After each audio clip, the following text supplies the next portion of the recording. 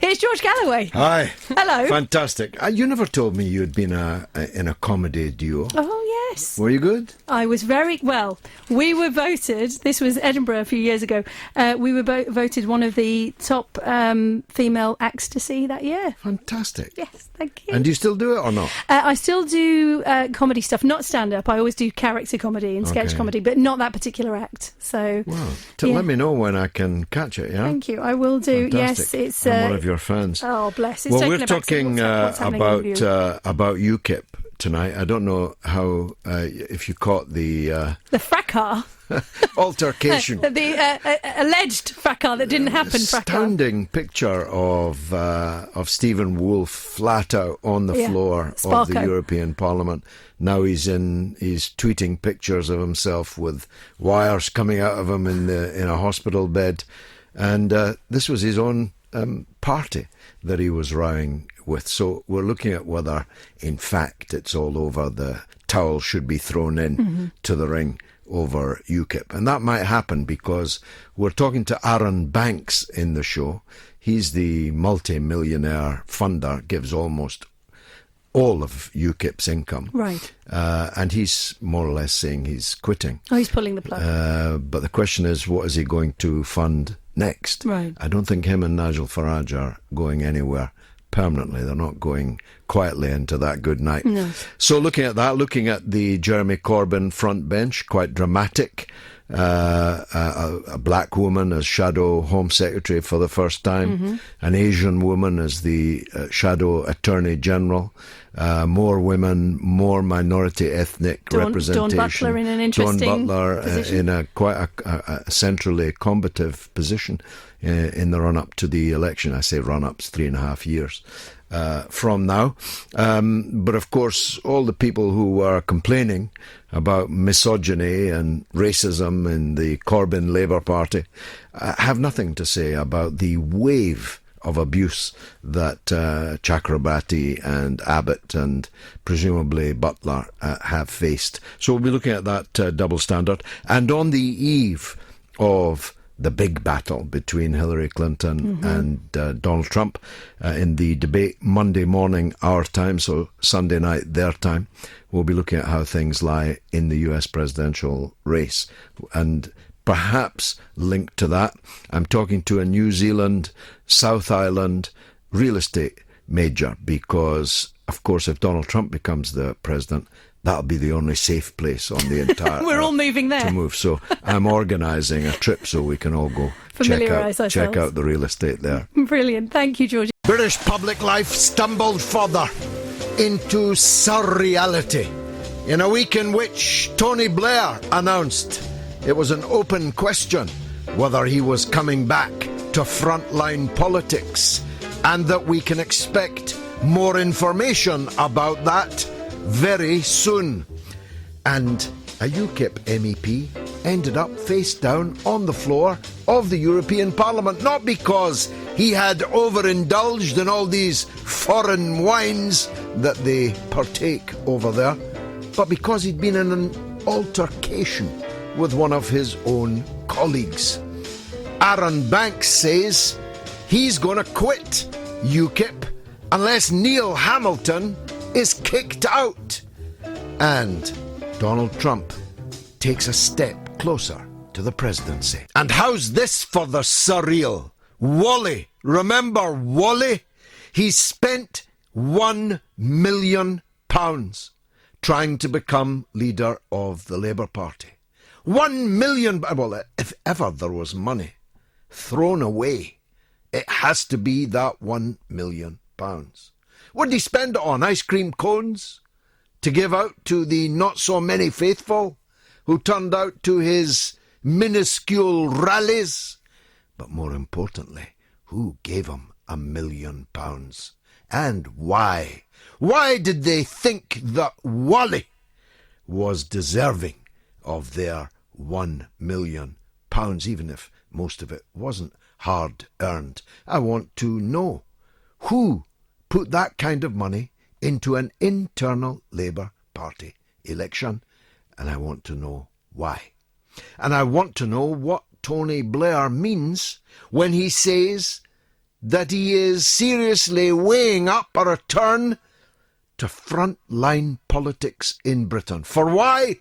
To topple the Tories, don't you know, and to try and scupper the Brexit that 17.25 million British people voted for just a couple of short months ago. Are you looking forward to Tony Blair coming back to the front line? Not the front line that he sent other mothers and fathers' sons to. I mean, he's not putting on a tin hat or anything and going to face danger, even death, in any of the wars that he started. More wars in fewer years than any ruler, royal or common, in the entire history of Britain. I'm not making that up. No, he wants frontline British politics. Now, on the assumption, I hope it's only an assumption, that his chances of being selected as a Labour candidate to stand in a by-election are pretty scant, that has to mean that he intends to enter the House of Lords, which would in turn explain why he, and I'm putting heavy quotation marks around these next words, divested himself a week or two ago of most, quote-unquote, of his money-making ventures, turning instead to become a latter-day Mother Teresa, working mainly for charity, don't you know? Now, the reason for that is you don't have to record your charity income in the House of Lords Register of Members' Interests, but you do have to register your income from corporations and foreign tyrannies and despotisms if they are your own personal income. So, it's clear enough now. He's clearing the decks for a re-entry into the House of Lords, which begs the question, would Jeremy Corbyn really nominate Tony Blair for the House of Lords? I hazard a guess not. That would mean he would enter the House of Lords as a Labour peer nominated by the Tory Prime Minister. That's a first, but it might not be the last. Tony Blair, nominated by Theresa May, enters the House of Lords and enters again front-line British politics. And what about the shadow cabinet reshuffle? Well, I thought that Corbyn and his men and women around him have done a pretty good job, actually. They've picked some very good people for some very important positions. And given the strictures within which they are working, where some of the previous front-line Labour politicians continue to refuse to serve, I thought he made rather a silk purse out of it. Diane Abbott, a black woman, up against Amber Rudd, with her myriad of financial entanglements in the Caribbean from which Diane Abbott's parents came. That'll be an inviting target. After all, Diane Abbott knows the Caribbean rather better than Amber Rudd. She only knows it on the pages of a bank statement. And that's the Amber Rudd that made a speech at the Conservative Party conference that would have made Margaret Thatcher or even Norman Tebbit blush. So, Dawn Butler, combative woman, in a very central place now in the firmament of British politics. Another black woman, a very capable one. Rebecca Long Bailey as the Shadow Chief Secretary to the Treasury. She's an up-and-coming MP that everyone is talking very highly of. Keir Starmer, Sir Keir Starmer, forgive me, the former Director of Public Prosecutions. He's now the Shadow Brexit Secretary, up against David Davis. That'll be actually a bout worth watching. Clive Lewis, a live wire, moves from defence to business and enterprise, Angela Rayner, another of whom people speak highly, at education, and I could go on. But the most important one for me was the appointment of a new chief whip. Not actually new, in fact, rather old. Considerably older than me, and having been in that position under both Tony Blair and Gordon Brown. Nick Brown is a friend of mine, let me make that declaration of interest. But he's certainly no Corbynite. But I'll tell you what he is. He's a steady, honest guy, a trade union guy, who knows that the interests of the working people now require, not demand, but require the Labour tribe, left, right and centre, to come together and work and operate in a disciplined and focused way. He's a tough guy, Nick Brown. You wouldn't want to have to go into him to explain why you were on Sky News this morning rubbishing your own leaders when there were so many other richer, much richer and more inviting targets. So he's been brought back as the chief whip, and I think that that's a very significant appointment. It's very significant that he took it, and it's very significant that Jeremy Corbyn made it. There has been, as yet, I'm still waiting by the phone, no call for me. I guess I'll have to get back into Parliament first, and it won't be in the House of Lords. I prefer Parliament, the elected route.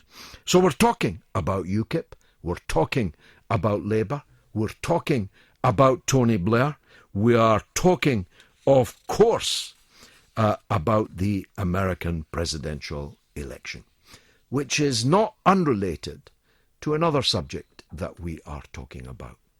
This is the 15th anniversary of the foundation of the Stop the War Coalition, the most significant and by far the biggest mass movement in the entire history of Britain. The February 15th, 2003 march and rally in Hyde Park, organised by them, by all accounts with 2 million people on the streets of London, was the biggest demonstration in British history by many times over. And its leader, throughout every day of the last 15 years, is Lindsay German, the Stop the War Coalition convener. And I'll be talking to her about the last 15 years and, God forbid, the next 15 years. I hope that both Lindsay and I are still around to play a role in that, should it be necessary. Monday morning UK time, we'll know if Donald Trump is going to succeed, if you'll forgive the UKIP-related pun, in landing a knockout blow on Hillary Clinton. I have a feeling, because this is his last throw, really, that he's going to come out fighting like a UKIP MEP in the bars of Strasbourg. So we'll be talking to John Le Boutillier on the eve of that big bout to see what the likely outcome is going to be. I think that the US presidential race is going to be much closer, far too close for the comfort of the Democratic Party. I've said before, I think both of them are monsters. One's a totally out-of-control monster, and the one is a darkly calculating monster. And I could never vote or ask anyone to vote for either of them, but one of them is going to win it. And if it's Trump, I'm off to New Zealand, which is why I'll be talking to a real estate agent from the tip of the South Island, because that'll be the only safe place to be on the planet. Tweet me. I can already see on my screen a wave of response to the opening remarks that I made. Let me start with UKIP whilst we try to track down Aaron Banks. Now, UKIP, I predicted after the Brexit result would sink. Not quite without trace, but would sink like a stone. Other fools, Liberals, throwing their hands up in horror at the result of the referendum, which was not to their liking, thought that it would strengthen and build UKIP into a mass movement. But I was sure it would be otherwise. And then Nigel walked away. And then they had a farcical leadership election in which the hot favourite, that's the fellow lying face down on the floor in the European Parliament, Stephen Woolfe, he didn't get his nomination in time. He also forgot to mention that he'd actually been convicted of drunk driving, but that was a mere oversight. So he was ruled out. And then there was a donkey derby left. I interviewed some of the candidates. Pitiful would be an exaggeration in the opposite direction. The donkey derby was won by a woman whose name I didn't know and now have forgotten, because after just 18 days as the UKIP leader, she too walked away, leaving Stephen Woolfe standing, or rather lying, on the floor, face down in the European Parliament, following an altercation with the unfortunately named Mr. Hookham. That's Mr. Hookham, the UKIP MEP. Except he says he didn't hook him at all, as my producer quickly invites me to point out. He didn't hook him. He's just called Hookham. You could not make this stuff up. So he didn't hook him, but the fellow ended up face down on the floor, and I'm told he hadn't had a bottle of Blue Nun before it, although the expenses are such that if he is drinking Blue Nun, he must be crazy. Now, has he been, if you'll forgive the pun, knocked out of the leadership race by his altercation with Mr. Hookham? Or will this actually propel him not across the ring and onto the ropes, but onto the winner's podium? Will he become the leader now by acclaim because he stood up to Hookham, or rather fell down after an altercation with Mr. Hookham? I don't know. Who knows? Who cares? We're talking about this front runner. None of us have ever heard of him. And he's the front runner, stumbling, perchance, to the winning place. All of which leads me to tell you, I believe UKIP is beginning to cease to exist. It is on a fissiparous, it is in a fissiparous descent, plummet into a vortex. In other words, it's going to disappear up its own backside. But something else will come, because this trend in British politics is now established. And Aaron Banks, to whom I hope to speak, would no doubt be a leading light within it. And here's another prediction. So will Nigel Farage. Nigel Farage is fed up of UKIP, and who can blame him? Now, Mr. Banks said tonight, in advance of his appearance on the mother of all talk shows, that if our guest 2 weeks ago, Neil Hamilton, the leader of UKIP in the Welsh Assembly, if he isn't kicked out of UKIP, Mr. Banks is going to leave. And bear in mind, almost all of UKIP's money comes from Mr. Banks. He really doesn't like Neil Hamilton. Let's hear why. What do you know about the incident? Been told that a dispute broke out because it was reported yesterday that Stephen Woolfe had flirted with joining the Tory party a few years ago because he was apparently impressed by Theresa May's sloganising at the Tory party conference about immigration and so on, and so he was thinking then apparently of joining the Tories, which makes it all more surprising that he's now seeking to become the leader of UKIP. But you can imagine the way that voters will perceive it. I mean, all of these headlines around UKIP really work against you being considered a credible party of opposition, much less government, if this kind of thing's going on. Doesn't look good, but the curious thing over many years is, in some ways, the worse the headlines, the better we do. And as Nigel Farage himself pointed out a couple of days ago, UKIP without a leader is doing better than Labour with one. Let's say Jeremy Corbyn had come to blows with Owen Smith, right, and had decked him, knocked him out and left him in hospital, and I called you for comment. What would you be saying about that? You'd be saying, oh, they're a joke, they've got to go, haven't they?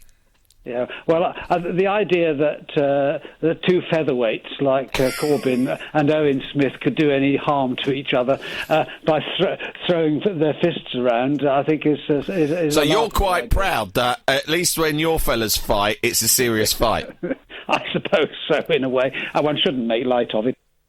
One shouldn't make light of it, but he rather did. Mike Hookham and Stephen Wolfe in sheep's clothing had an altercation in the European Parliament, and that was the said Neil Hamilton talking to my colleague Sam Delaney on Talk Radio. And I think it's that interview and one or two other comments made by Mr. Hamilton that have made Aaron Banks so angry. We haven't yet got him, but we expect to. So let me run through, because I've got so many, let me run through some of the Twitter feed. This is from Ford. I asked the question, who gave Wally the £1 million to fight Jeremy Corbyn? £1 million, who gave it to him? Well, Ford has an idea. Maybe Tony Blair gave Owen Smith MP money for his campaign. Maybe he did. Rotten Borough says, George Galloway keeping it real on Talk Radio. If Blair thinks his post-Chilcot tears have washed the blood off his hands, he'd be wrong. Well, I mean, what do you think? Is there a place on the front line for Tony Blair? I think so. Fallujah? Fallujah would be good. That would be a good front line for Mr. Blair. Kunduz? Kandahar? They'd be good front lines for Tony Blair. Maybe in the ruins of Aleppo, there would be a place on the front line for Tony Blair. David Beckham for PM says, that same front line that babies are still dying. This shows he doesn't care for the dead. Ricardo Picasso says £1 million spent on Owen Smith's campaign. It wasn't all on ice cream, though. Some of it was on hundreds and thousands. Very clever, Ricardo. That's the best one of the night so far. Peter says, talk. Mr. Galloway, before you run away to New Zealand, going to start the revolution that this country desperately needs. Don't leave us with this bad Ealing comedy, says Peter in Glasgow, adding, Viva Corbyn. Very nice, Peter. Thank you very much. Now, I probably won't go to the south tip of New Zealand, not least because it's freezing cold, but I do want to know what the options are. William says in a text or an email, I'm not sure, Blair, on gaining power, filled his ranks with very young, ambitious and inexperienced candidates. Most of these fast-track MPs had very little in the way of antecedents in terms of meaningful grassroots history. That's absolutely correct.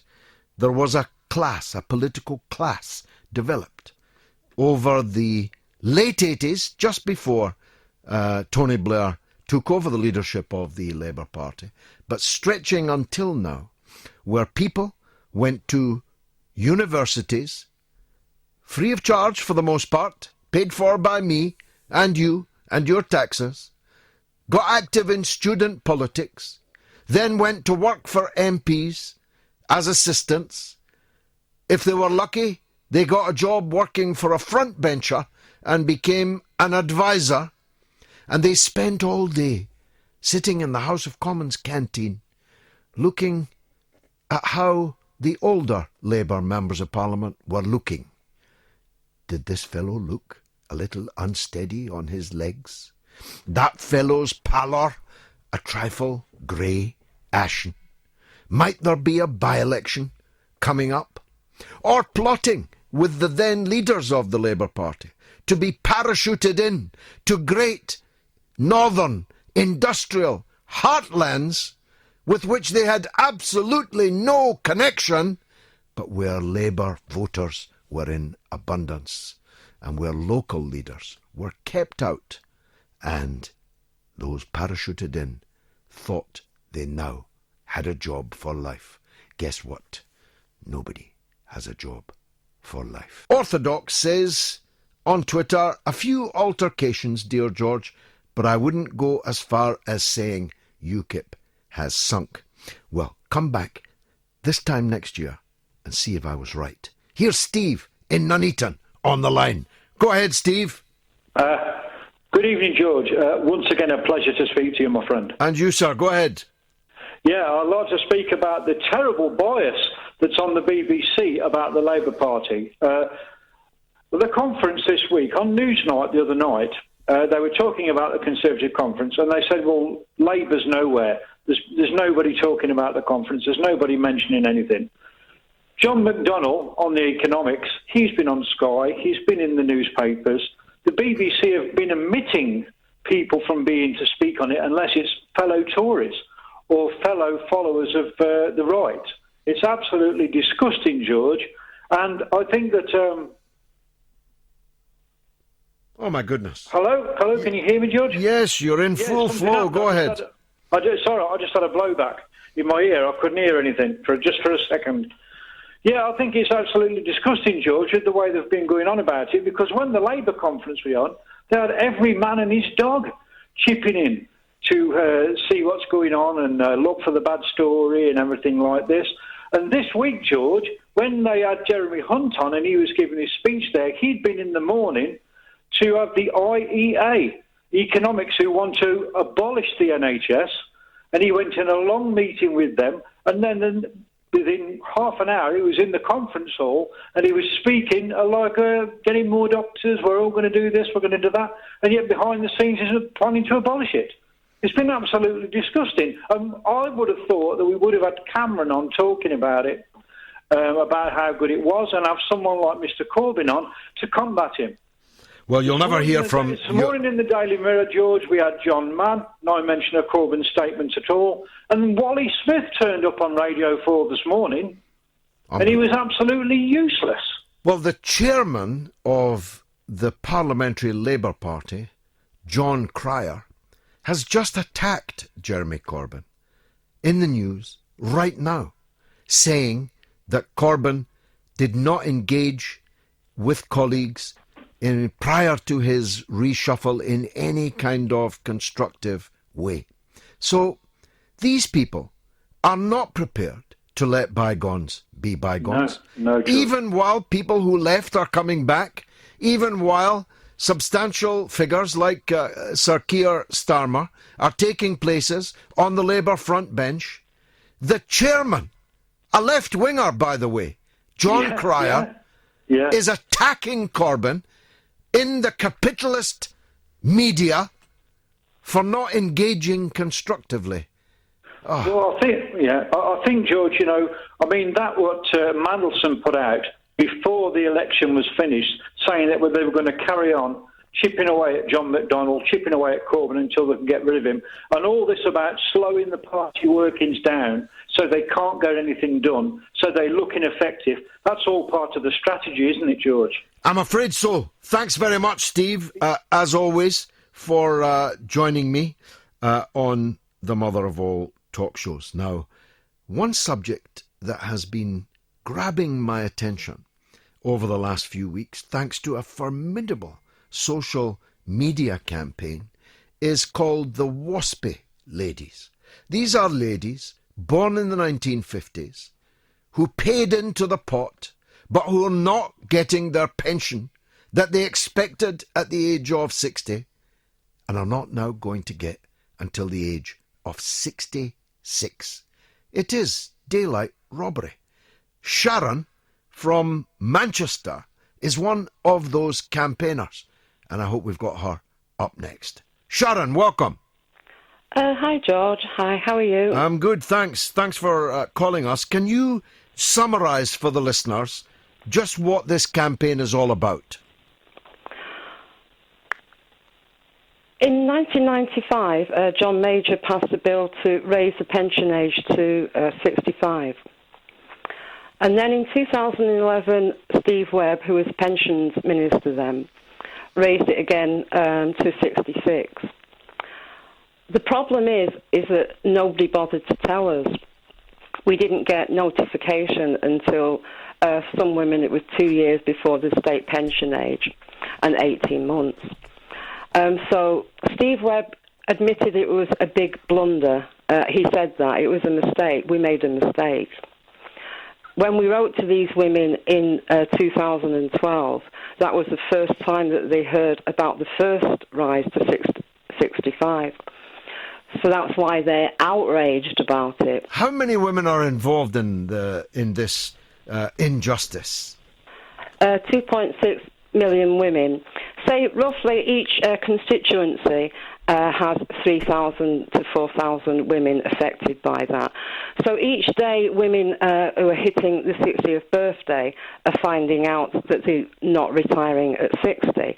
And that's a massive blow to women who have spent the savings. The savings are running out. They're selling houses, selling...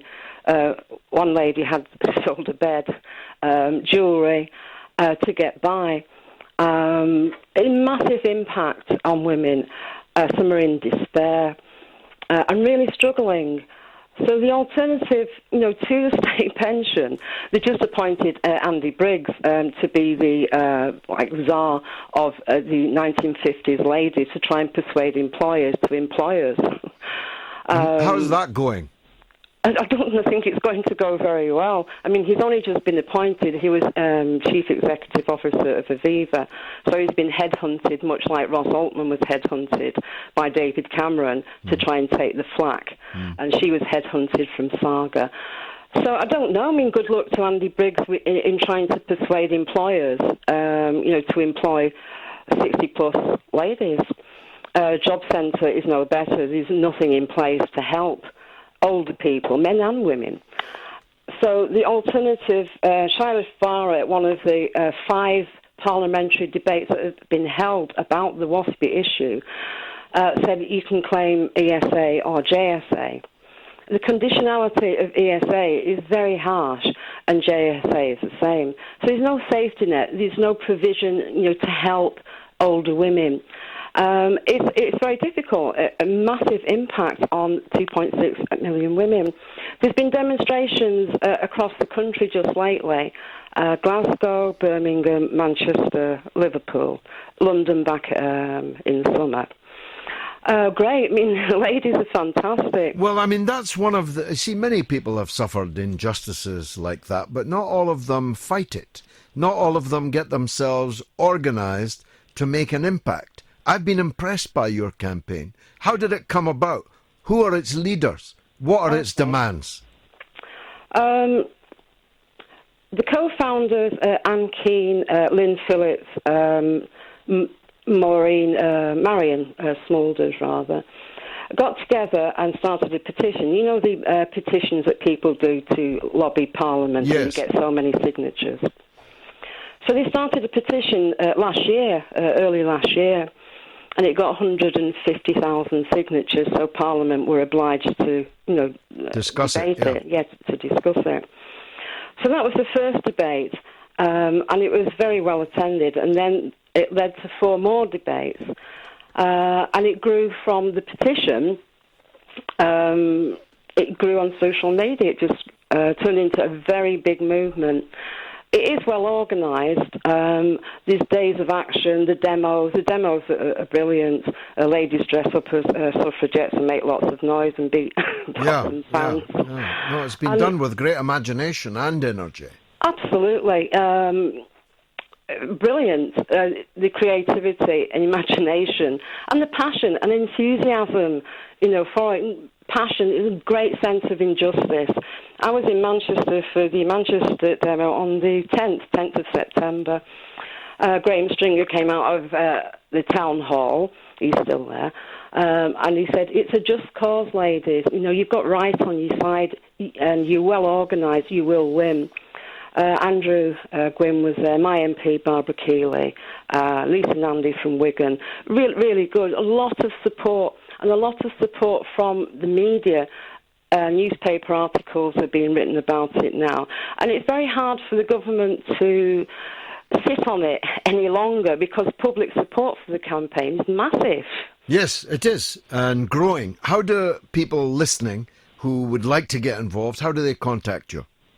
Yeah, I was thinking about that. I think if you want to talk to the ladies or find out more about it, the quickest way, easiest way is to, if you're on Twitter, is to check out the hashtag. The acronym WASPI stands for Women Against State Pension Inequality, WASPI, WASPI. So that's hashtag WASPI. Yeah, hashtag WASPI, WASPI. You find us all on there. Yeah, I'm sure, and I hope people do. Sharon, in Manchester, thanks very much for joining us. We're talking about the shadow cabinet reshuffle. We're talking about Tony Blair making a return to the front line of British politics. We're talking about UKIP and the brawl in the European Parliament. Alleged brawl, and Mr. Hookham has denied ever hooking him and can't explain why Mr. Wolf is spending his second night in a hospital bed, having been pictured lying face down on the floor, sans blue nun, of the European Parliament. And later we'll be talking about the US presidential election. Now, Mary Lindsay tweets, I agree that UKIP is imploding, but most of those, like Wolf and Carswell, will flock to the Tories under May. Cool Daddy says, very disappointed from John Cryer. Then again, his wife, Blairite Rachel Reeves' sister, had been kicked off the NEC.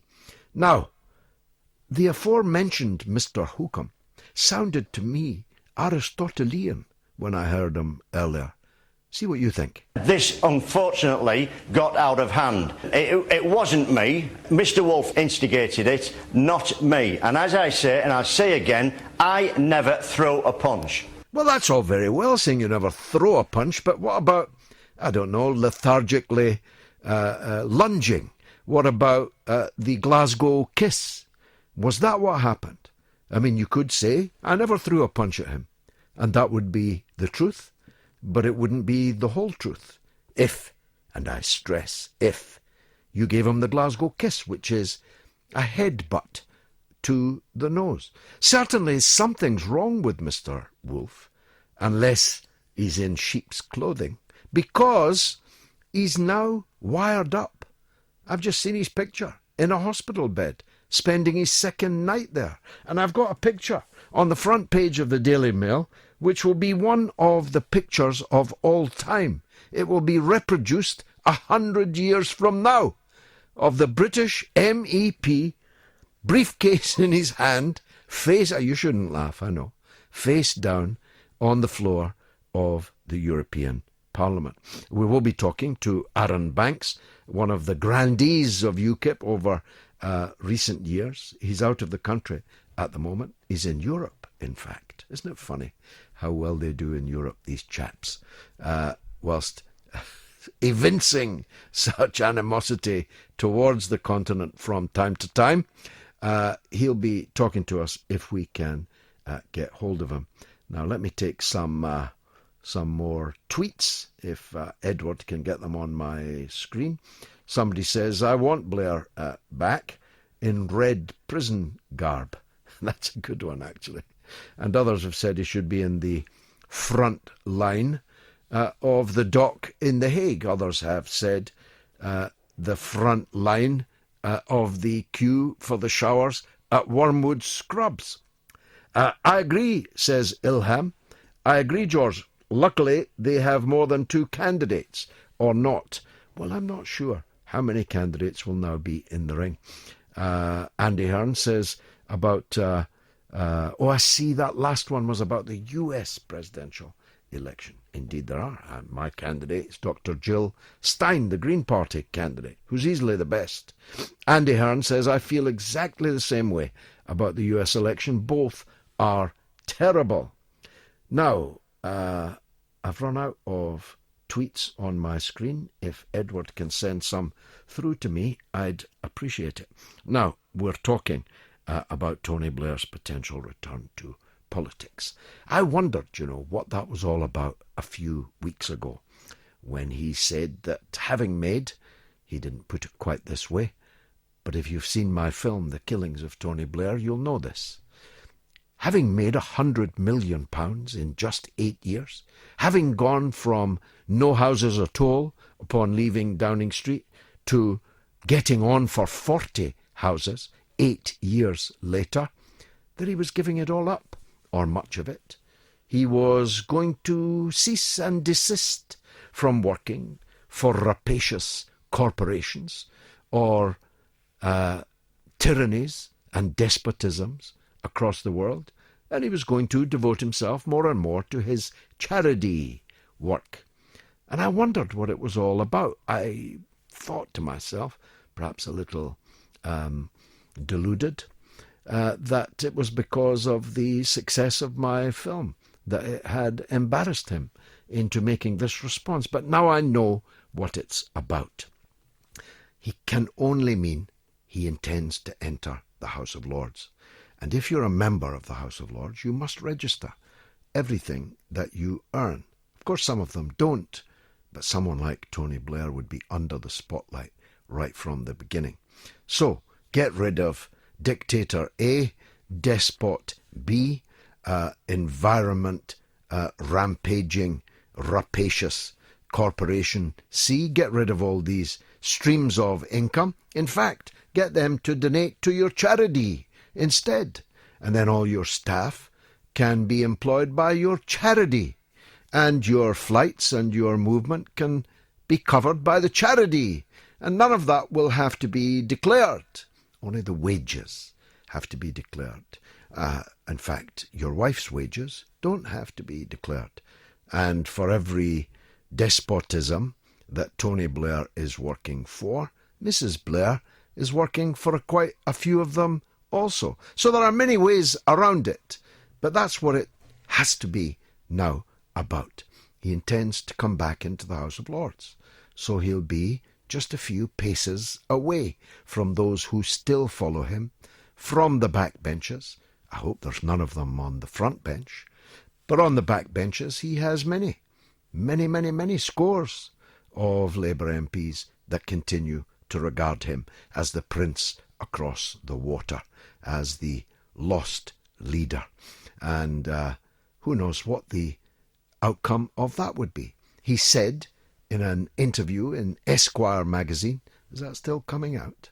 He said in an interview in Esquire magazine that he was determined to topple the Tories. He didn't say which Tories he meant, but topple the Tories, one must presume, means help Jeremy Corbyn to defeat Theresa May.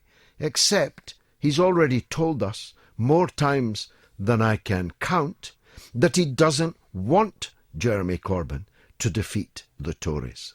He said many times that not only would Jeremy Corbyn's politics not defeat the Tories, but that it should not defeat the Tories. In other words, that he would prefer the Tories to win rather than Jeremy Corbyn. So if he's going to topple the Tories, it isn't on behalf of the Labour Party, whose leader has just been comfortably re-elected in an even bigger landslide. So what's this all about? Is it a new party? I might have suspected that if I hadn't seen the estimable Liz Kendall on Andrew Neil's show, The Week, last night on the BBC, in which a very polished performance by her, I must say, she ended with quite an eloquent plea for everyone to get behind Jeremy Corbyn. But Tony Blair isn't going to get behind Jeremy Corbyn. So is there a new political formation coming? And if it is, does it or does it not include people like Liz Kendall? These are all very fascinating developments. But what is extraordinary is that Tony Blair thinks that he can just walk back in and right up to the front. It is amazing. I'm still out of the Labour Party. So is Ken Livingstone. But Tony Blair, he can decide when he is coming back to frontline politics. Presumably in the Labour Party, but not necessarily so. Turkish Jamal tweets, UKIP should have a ringmaster, not a leader. That's what a circus normally has. Very good. Black Froth says it pretty much ended Owen Smith's career in politics. Sounds like money well spent to me. Well, I mean, maybe I'm out of touch because I've never got very much money to spend on political campaigns. I'm always outspent, thousands to one in some cases. But £1 million seems like a lot of money to me to mount such an ineffectual, pitiful and utterly failed campaign as the one that Wally pursued. And I really do want to know who gave him the money and why, in exchange for what. Peter Grant says, I reckon there were a few rich Romaniacs in the pool giving money to Wally. Simon James says, I suspect it isn't going to be close. The polls will be rigged. Trump's the perfect US presidential candidate. Bat bleep crazy. Very good. Very good. One more. Scuba Baby says if it's close, Democratic vote fraud will be on a massive scale. I'm really not sure that the deep state in the United States would allow Donald Trump to win in charge of 7,000 thermonuclear warheads. In this hour, I'll be talking to the great investigative journalist, author of Blair Inc., the man behind the mask, David Henke.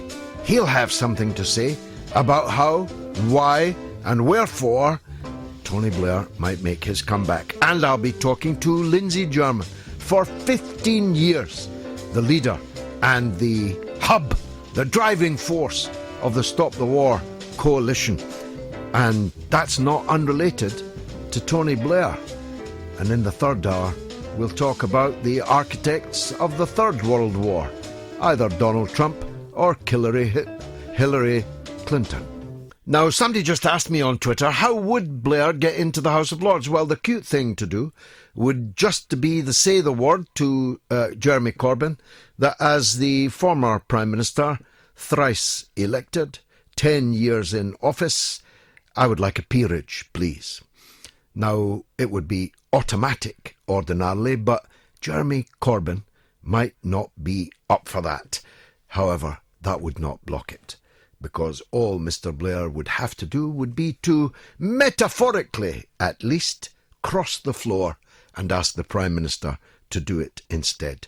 She would, of course, as a matter of course, but also to cause trouble for the Labour leader, Jeremy Corbyn.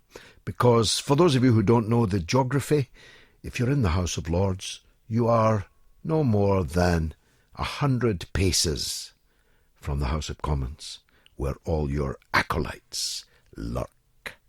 Now, David Henke is an old colleague of mine, a great investigative journalist, co-author of Blair Inc., the man behind the mask, which I read avidly before making my film, The Killings of Tony Blair. Any similarities are merely coincidence, of course. And he joins me now. David Henke, welcome to the show. Oh, hello. Nice to talk to you. And you. Now, David, how did you react to the news brought to us courtesy of Esquire magazine that Mr. Blair is clearly contemplating a return to frontline British politics? Well, with a bit of astonishment, because I can't really see very easily how he's going to get a place in it. He certainly wouldn't be welcome in the Labour Party, let alone with Jeremy Corbyn, but the fact is all the vast number of new members are certainly not passionate Blairites. And although he's got a number of supporters in the Labour Party, I can't see him actually portraying a role. I was rather fascinated as well because it was only, I think, a fortnight ago, he suddenly decided, after all the years he'd left, since he'd left office, to dump his company structure, where he basically all the millions of pounds he made are hidden from public view. And he seemed to be doing it because he'd suddenly realised the public had finally cottoned on to him, that he was more now a sort of multi-millionaire who was once a prime minister, rather than sort of the image he would probably, want. Well, of course, we're down to defining what is meant by a frontline role. Clearly elected positions, either in the Labour Party or, I presume, for the House of Commons, are now beyond him.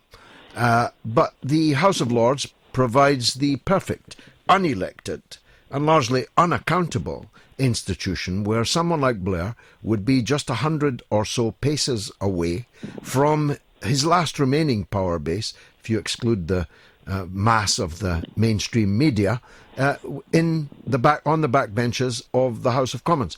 And earlier I made the point that you just have, that having junked his company structure and announced that he was devoting himself to charity, this would be an ideal preparation for entering the House of Lords, where, of course, otherwise he would have to register in the members' interest register everything that he earned from every despot for whom he's worked around the world.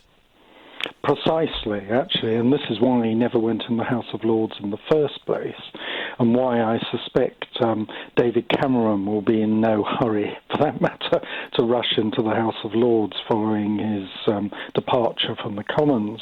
But the interesting thing is, I would think, as a former Prime Minister, if he approached the present Conservative Prime Minister and said, I wish to be a member of the Lords, I would have thought he probably would almost have an automatic right to do so. Yes. And he could then very craftily sit on the back benches, not necessarily of Labour, but the sort of the peers who are not connected to any party.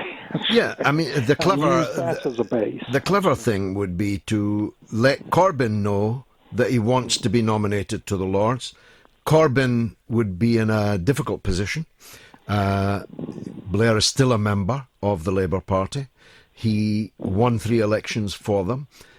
It would be difficult for Corbyn to refuse to send him to the House of Lords, though I believe he would refuse. But as you just said, a nod to Theresa May, and bang, he's got the ermine on at last. Yes, precisely.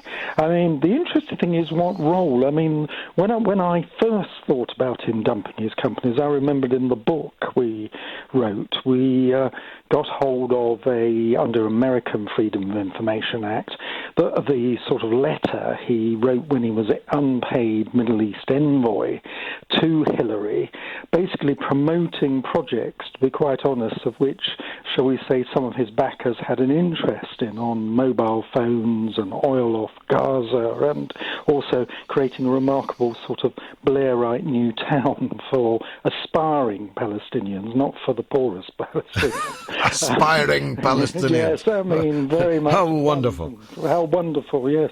And I wondered whether also, I wouldn't be at all surprised if he had contacted the Clinton, and they might have said to him, well, with your reputation and the way you've covered up all your money, and so on, if you want any international role, I think you'll have to sort of change. And I'm wondering whether he's got 2 things in mind. Getting a voice in Britain, and also getting a voice if Hillary wins. Of course, he won't get any chance if Trump won, for getting some new international role appointed by the US president. Well, that would be piquant, no doubt. But Esquire seems to be talking about a role in British politics. Someone's just tweeted, will Mr. Blair have a dossier on how he will topple the Tories in 45 minutes? Well, of course he does. He has said in the article that he wants to topple the Tories, but he also wants to be involved in the Brexit negotiations. So that would seem to imply. And of course, if you're a member of the House of Lords, you can make speeches whenever you like. You're in the building. You can constantly intrigue with those you wish to intrigue with.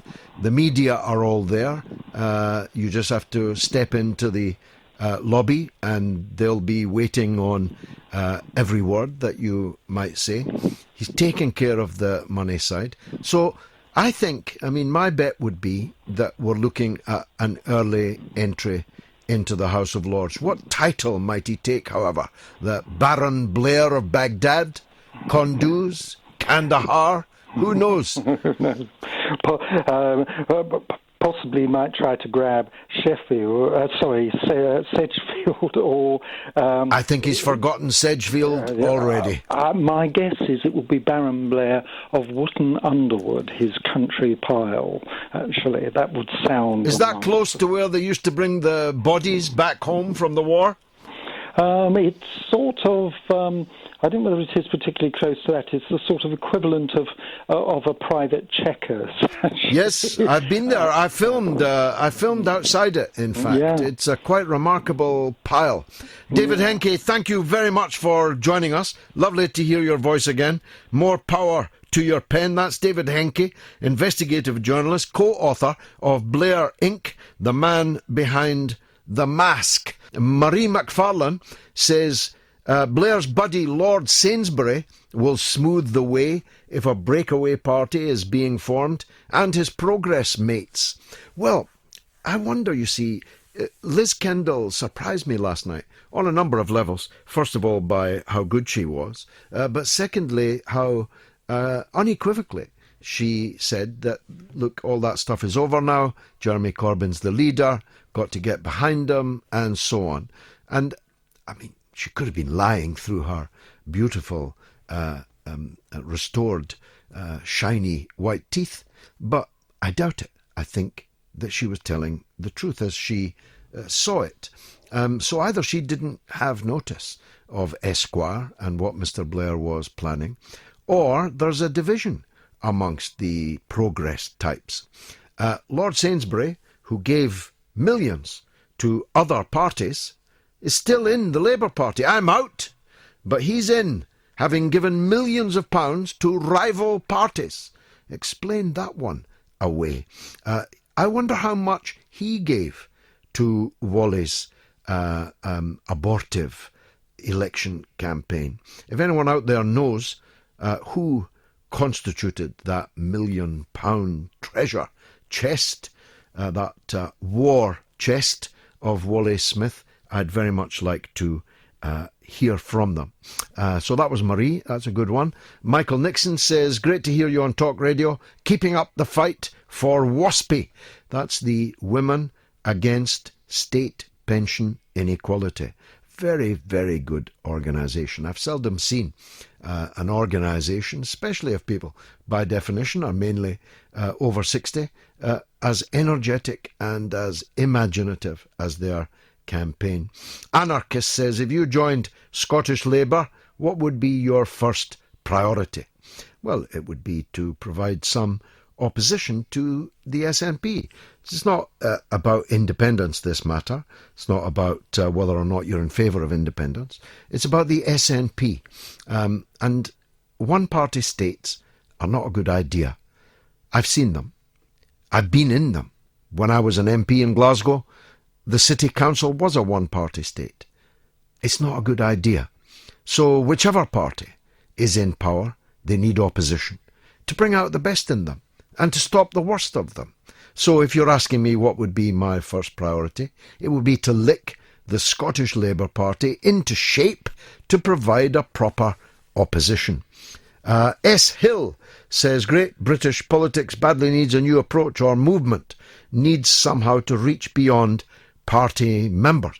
Well, that's where Aaron Banks comes in, I think. That's what he has in mind. The last time I spoke to him, he was talking about this 5-star movement based on the Italian, mainly social media-based movement, which doesn't necessarily fight elections, definitely isn't a party, has no internal leaders or democratic structures, but is fluid and able to flow this way and that at the touch of a button.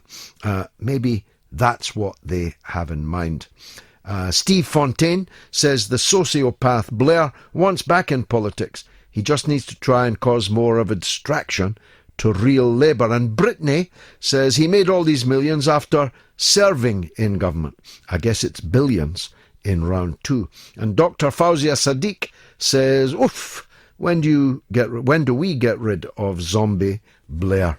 Well, he's certainly not showing any signs of running out of ambition. Keno, too, says most of the PLP is Blairite, some openly, many secretly, including frontbenchers, and some lefts too. And a texter says, did you say that nobody has a job for life? I know of one, the Queen, her foul-mouthed husband, and the rest of the useless and expensive royal family, says Russell. Amen. Now, I asked earlier, who gave Wally the £1 million that he spent on Blair's, that was a Freudian slip, on his election campaign against Jeremy Corbyn, and some people are now helpfully providing me with the details. Someone called Georgina Black gave him £100,000. The next question is, who's Georgina Black? I need you to look that up, as did the Hull-based company Allam House, A-L-L-A-M House. Allam House gave £100,000 to Wally. Well, either these people have got more money than sense, have got so much money they don't know what to do with it, or, well, maybe another reason. I'd like to know why Georgina Black gave Wally £100,000 for an internal Labour Party election. And I want to know why Allam House did. Also, Lib Dem peer, says Ricardo Picasso, Lord Oakshott gave £10,000. So let me get that right. A Liberal Democrat Lord gave £10,000 to a Labour MP running against his leader in a Labour election. Isn't there a disciplinary issue there? Just saying. Isn't that bringing the party into disrepute? Just asking. Sir Victor Blank gave him £10,000. He gave him a blank cheque. A blank cheque for £10,000. Who is Sir Victor Black? And why did he give all that money? But here's a surprise. TV producer Charlie Parsons gave £70,000 to Wally. Who's Charlie Parsons? Answers on a postcard. Greg Dyke, my goodness, and David Blunkett each gave him £2,000. The cheapskates. Now, a lot of people are sending in potential titles for Mr. Blair if and when he goes into the House of Lords. A lot of suggestions. Lord Baron Blair of Baghdad has a certain onomatopoeia, and the Baron of Kunduz, of Kandahar, of Aleppo. There are many suggestions. Basra, Fallujah. Ian Douglas Gray talking about the UKIP battle. You've got to watch now. These are unconscious puns. Trust me. The UKIP battle for leadership. Will the hand of friendship to a wolf be a right or a left hook? Hookem. I need to know more. I'd never heard of Mr. Hookem, but he sounds fantastic, I must say. He sounds a real music hall character. And we've been paying him all this time to sit obscurely in the European Parliament. I have never heard of him, because if I had, I would have remembered the name, because it's crying out to make fun of a Mr. Hookem. And who knew that he would become famous for all time for an altercation with his colleague Stephen Wolfe. Topple the Tories by becoming Tories, says Gary Hudson. This is a reference to Tony Blair's avowed intention to return to a front line role in British politics, to topple the Tories. Although the conundrum I explained earlier immediately arises. He has already told us that not only can Jeremy Corbyn topple the Tories, but that he should not be allowed. He would not support him toppling the Tories. So that either means Mr. Blair wants to topple the Tories on behalf of someone else other than Labour, or he intends to topple Mr. Corbyn first. I know what I think. Andy Mack says it's all about keeping the options as similar as possible, and moderates like Corbyn are just way too scary. Tell me what you think of the new shadow cabinet. I think that Corbyn has done quite a good job, actually. David Beckham for PM says, on Owen Smith's money, the Italian ice cream company director, Tony Blair. Ricardo says, no, I've already read that one. That's Dyke and Blunkett. Lord Blair of Iraq, says Chris Smith. Hi, George. No doubt Blair will use the BBC, the Blair Broadcasting Company, to smooth his passage of return, says Colin. Simon says a House of Lords with Blair as a member would make more of an argument to ditch this outdated, undemocratic assemblage. Davenport Red says the problem is he'd rather like that. That's very enigmatic because I don't know to what it refers. Now, after the break, I'm going to be talking to Lindsay German, the 15-year convener of the Stop the War Coalition. 15 years ago, a small group of people, myself included, realised that 9/11 was the harbinger of great storms to come, and we formed the Stop the War Coalition, and Lindsay German, a very, very formidable woman, with a lifetime on left-wing political causes, became the convener and has remained the convener, and therefore takes most credit for the greatest mass movement in British history. Certainly the biggest, by many times over. The biggest ever demonstration, the biggest ever weekday demonstration. We marched in the night times in our hundreds of thousands and in our millions on February 15th, 2003. And Lindsay German was at the head of all of that. Stephen Hardcastle says, Blair, how about Lord Chief Executioner? That's a good one. Lord High Executioner. I like that one. So as I say, we've got Lindsay coming up after the break because they have a conference tomorrow looking at the last 15 years and looking ahead as to whether they'll still have to be in business 15 years from now. 15 years ago, almost to the day, the Stop the War Coalition was formed. It went on to become the biggest movement ever to exist in this island. It's a very significant achievement, and to no one does the credit more lie than with Lindsay German, the convener, from that first day until now, and she joins me. Lindsay, welcome to the show. Thank you very much, George. Good to talk to you. And you tell me about the conference tomorrow. Is it looking back, or is it looking forward, or both? Well, I think it's going to be a bit of both. I mean, as you're aware, this is now 15 years. There's still a war going on and a humanitarian crisis in Afghanistan, which is today is the 15th anniversary of that invasion of Afghanistan. But of course, we also have, in many ways, a situation even worse than when the war started. We have a growth of terrorism across the Middle East and across parts of Africa and Asia.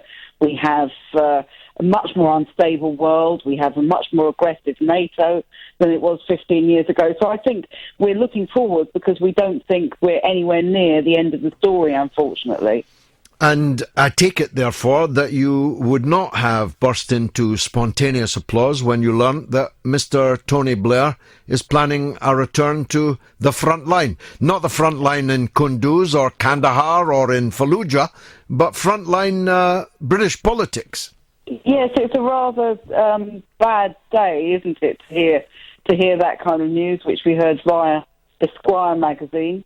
Perhaps appropriately. Yeah. I think it's absolutely dreadful. He obviously is positioning himself for some sort of breakaway from Labour, because he doesn't like the direction that Labour is going in now. And of course, we're all very happy that Jeremy Corbyn is the leader of the Labour Party, the first anti-war leader that it's had, and he has a very, very good record of fighting these things. And I fear that with Tony Blair, one of the main things that he stands for is more and more war, and he will support further intervention in Syria. And we've had reports this summer alone of the disaster that Syria has become, and David Cameron was very strongly criticised. Libya, David Cameron was very strongly criticised. Chilcot, which is where you and I were both very heavily involved in campaigning around the Iraq War, is absolutely...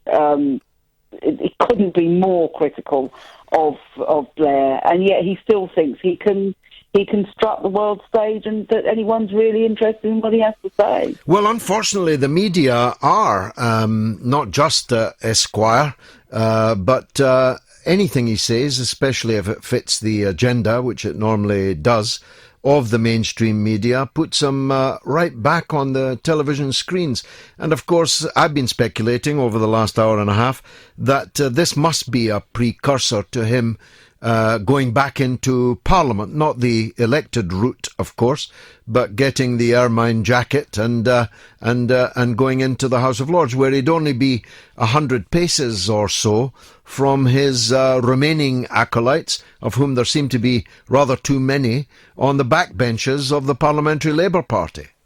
Absolutely, absolutely. And he would be able to go to PLP meetings, and he'd be able to obviously play a very, very constructive role, which is the only possible role he could play in this kind of thing. And that, I suppose that's one alternative. I also think maybe he will try at some point to have a separate party, because I don't think that they're in a position to really regain control of the Labour Party, although that's obviously what they want. I mean, I'm very pleased that the cabinet reshuffle, which Jeremy Corbyn's put forward in the last day or two, which shows that he is trying to stick to his policies and the decent left-wing socialist policies, which I think many, many people want to see in this country. Now, we were both young 15 years ago when this you speak for yourself, George. When this all started. How long is it going to go on? I mean, is the Stop the War Coalition here to stay, alas?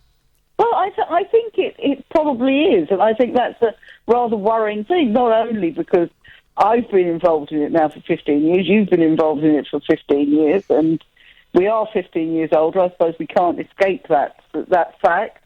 But the frightening thing is, if you look at what's going on around the world, you have these catastrophes for people, the catastrophe of what's happened in Libya, in Syria, in Afghanistan. And the EU only this week has made a deal to give Afghanistan, 15 billion, which will be mainly for military and military-related aid. But it's saying that you have to take lots of your refugees, the people who very understandably have escaped war in Afghanistan, they want to send them back. And so we are already creating a hell for people in many parts of the world. But also, if this goes on, it will become more and more of a hell in our country as well. It will become more and more difficult because the wars will become more central, the terrorism will grow, the attacks on Muslims in particular, which we see all the time now, will grow. And we're seeing a very, very worrying rise of far-right parties in parts of continental Europe now. Luckily, not so much here, with UKIP doesn't seem to be doing not doing terribly well, no. No, not doing fantastically well over the last few weeks. But, this is a very, very worrying trend, which I'm sure we're all concerned about. We're all concerned about the attacks on Muslims, the attacks on migrants, the sort of horrible, narrow, racist politics, which are now becoming more and more of a thing from the government itself. And that's a very worrying situation for us all. Well, I mean, you don't actually need far-right parties if the main right-wing party acts and talks far-right itself. That's right. And this is the situation that we have. And in a way, what the thing that I hope with the Labour Party, and I think we can expect this certainly from Jeremy Corbyn, if not from all of the Labour MPs, is that we have to have a very, very clear view that actually we don't scapegoat migrants, we don't scapegoat people who come from other countries. This country is totally dependent on migration. That isn't going to change. So the only thing that will change is that we will create a very nasty atmosphere of witch hunting and, people having to produce lists of foreign employees, children having to say at school whether they're British nationals or some other national. I mean, this really, when you start looking at this is exactly what the Nazis started doing in the 1930s, and we shouldn't be going down this road.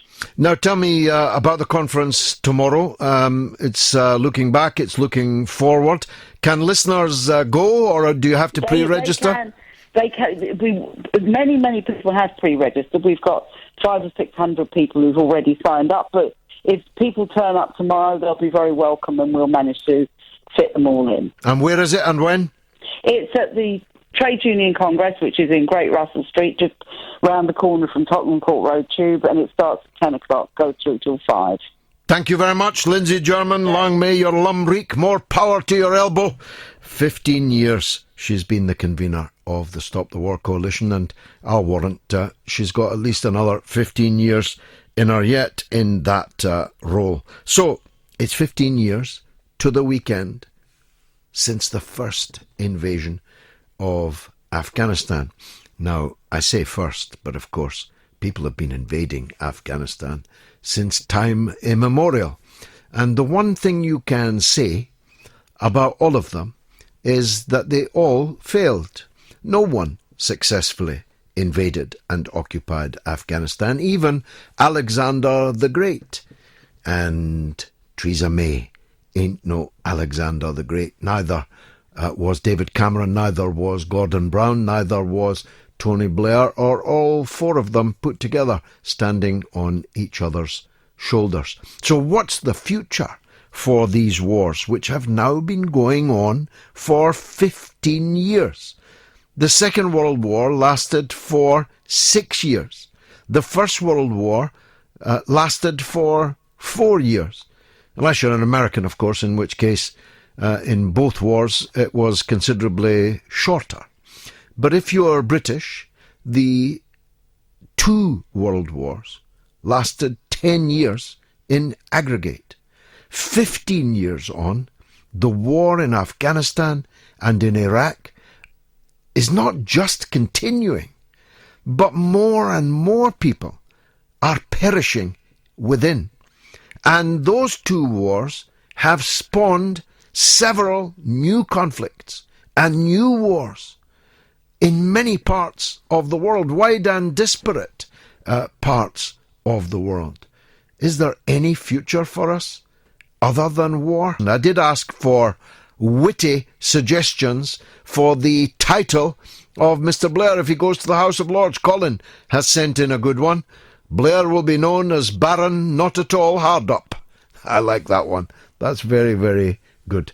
And another text says, Wolf and Hookham sounds like a metaphor for what a dodgy right-wing double act from a Robert Tressel novel would do to the poor, says Tobias in Leighton, a most erudite listener. This is the University of the Airwaves, of course, and literary references and allusions are not just welcome, but almost compulsory. Salman Khan says, Lord Tony, the great desolator of Arabs and the Middle East. Satjinder says, I hear Eddie Hearn is looking to UKIP to find Anthony Joshua's next opponent. Wayne Mack says, shouldn't the NEC kick Blair out of the party for bringing it into disrepute?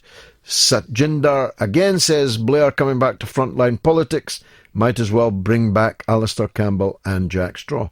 As a matter of fact, they've never been away. Claire Stranack says if only people would remember that Jeremy Corbyn put together an inclusive shadow cabinet in the first place to pacify the Parliamentary Labour Party. That's, of course, blindingly true, and it's well reminded because many people seem to have forgotten that. All of the leading figures in the Parliamentary Labour Party were appointed by Jeremy Corbyn to the front bench and the shadow cabinet, and most of them walked away throwing as much mud at the leader who'd appointed them as they possibly could. Let's talk to Gerald in London. Go ahead, Gerald. Good evening, Mr. Galloway. How are you? By the grace of God, I'm good.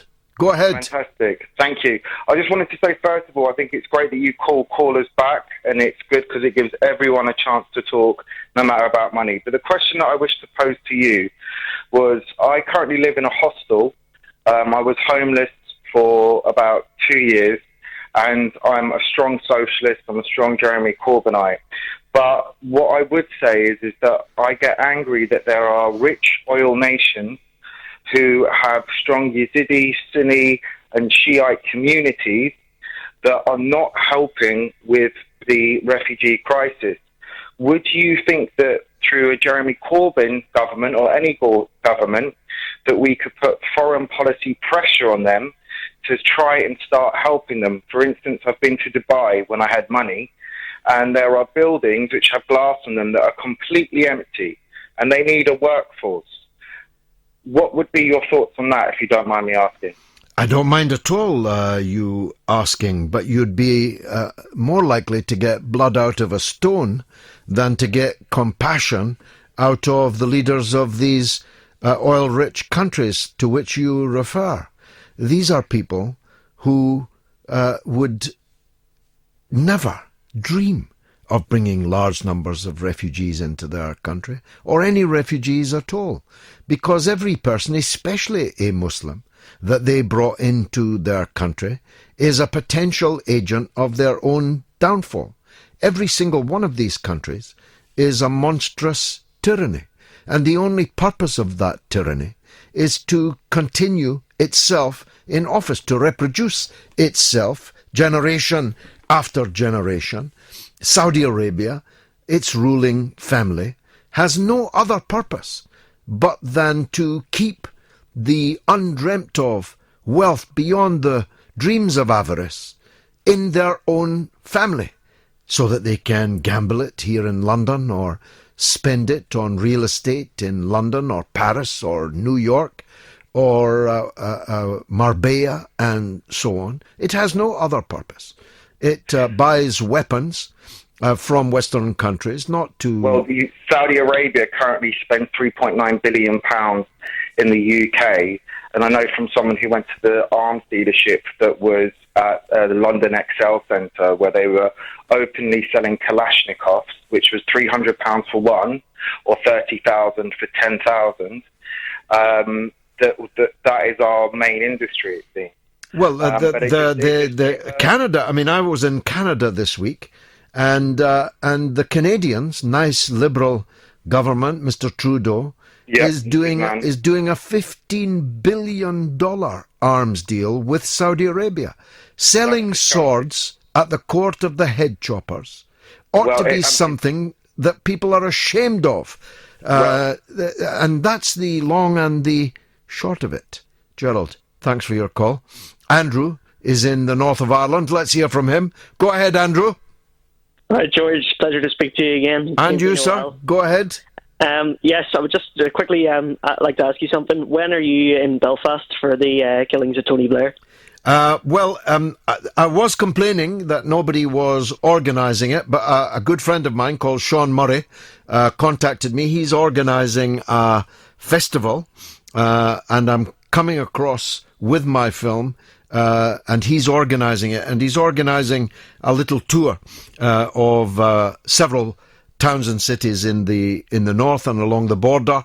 I've already been to Kilkenny and to Galway, big thanks to the organisers of both of those. I'm going to Dublin very soon, so I'm doing my rounds in Ireland, and I'll certainly announce on Twitter and here where people can see me, see the film when I come back. Andrew, go ahead. All right, that's great. Thank you very much. Just quickly, I'd just like to speak on Labour. So I was very pleased with Jeremy's great victory, and I also thought his cabinet reshuffle was excellent. There was lots of people from all different factions and wings of the party, all included. I know the BBC in particular likes to think that's a load of nonsense, but it's the truth. And they've now got a real opportunity to take on the Tories after some of the disgraceful comments that were said at the conference, in particular Amber Rudd and Theresa May's comments. They were very, very shocking and surprising in Theresa May's case, I thought. Oh yeah, it was disgraceful. But it's like yourself. I'm for free movement of people. Because obviously none of us want to go back to visas and for like 2 weeks or whatever. That would just kill the tourism industry. But not for free movement of labour. No, that's a different thing. That's a totally different. These are entirely different things. We should be in favour of free movement of people. Free movement of students to study wherever in the world they want to study, but nobody has an automatic right to go and work in somebody else's country. Every country has a right to control its own labour supply. Yeah, and if you don't control your labour supply, you're only driving down the cost of labour. Yeah, at the moment you've got a system where some countries basically have an advantage that they don't have, that they shouldn't have over others. So in my opinion, you should have a system where someone from Poland coming to work in Britain, it should be the same as someone from Malaysia or the Congo or Bolivia. You know, it should be the same for everyone. It shouldn't be any difference. Indeed, and unscrupulous employers should not be allowed to undercut wages for the workers of all colours here. They should not be allowed to get around the various, and very few of them now, labour legislation articles that at least provide a floor for working people. Nobody should be allowed to fill rack-rented hovels with 10, 12 working men sleeping head to toe on the floor of a substandard dwelling and doing nothing else but work all the hours that God sends and driving the workers that are already here to the wall. Yeah, it is disgraceful. Also on the US election, really hoping for Jill Stein to do well. I think she's an excellent candidate, so I would certainly be voting for her.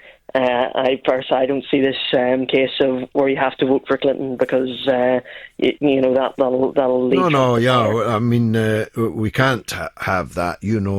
As well as anyone from the north of Ireland or from Ireland, in fact, when there was the duopoly of Fine Gael and Fianna Fáil, the only basis of voting for one rather than the other was that one was less bad than the other bad one. Oh yeah.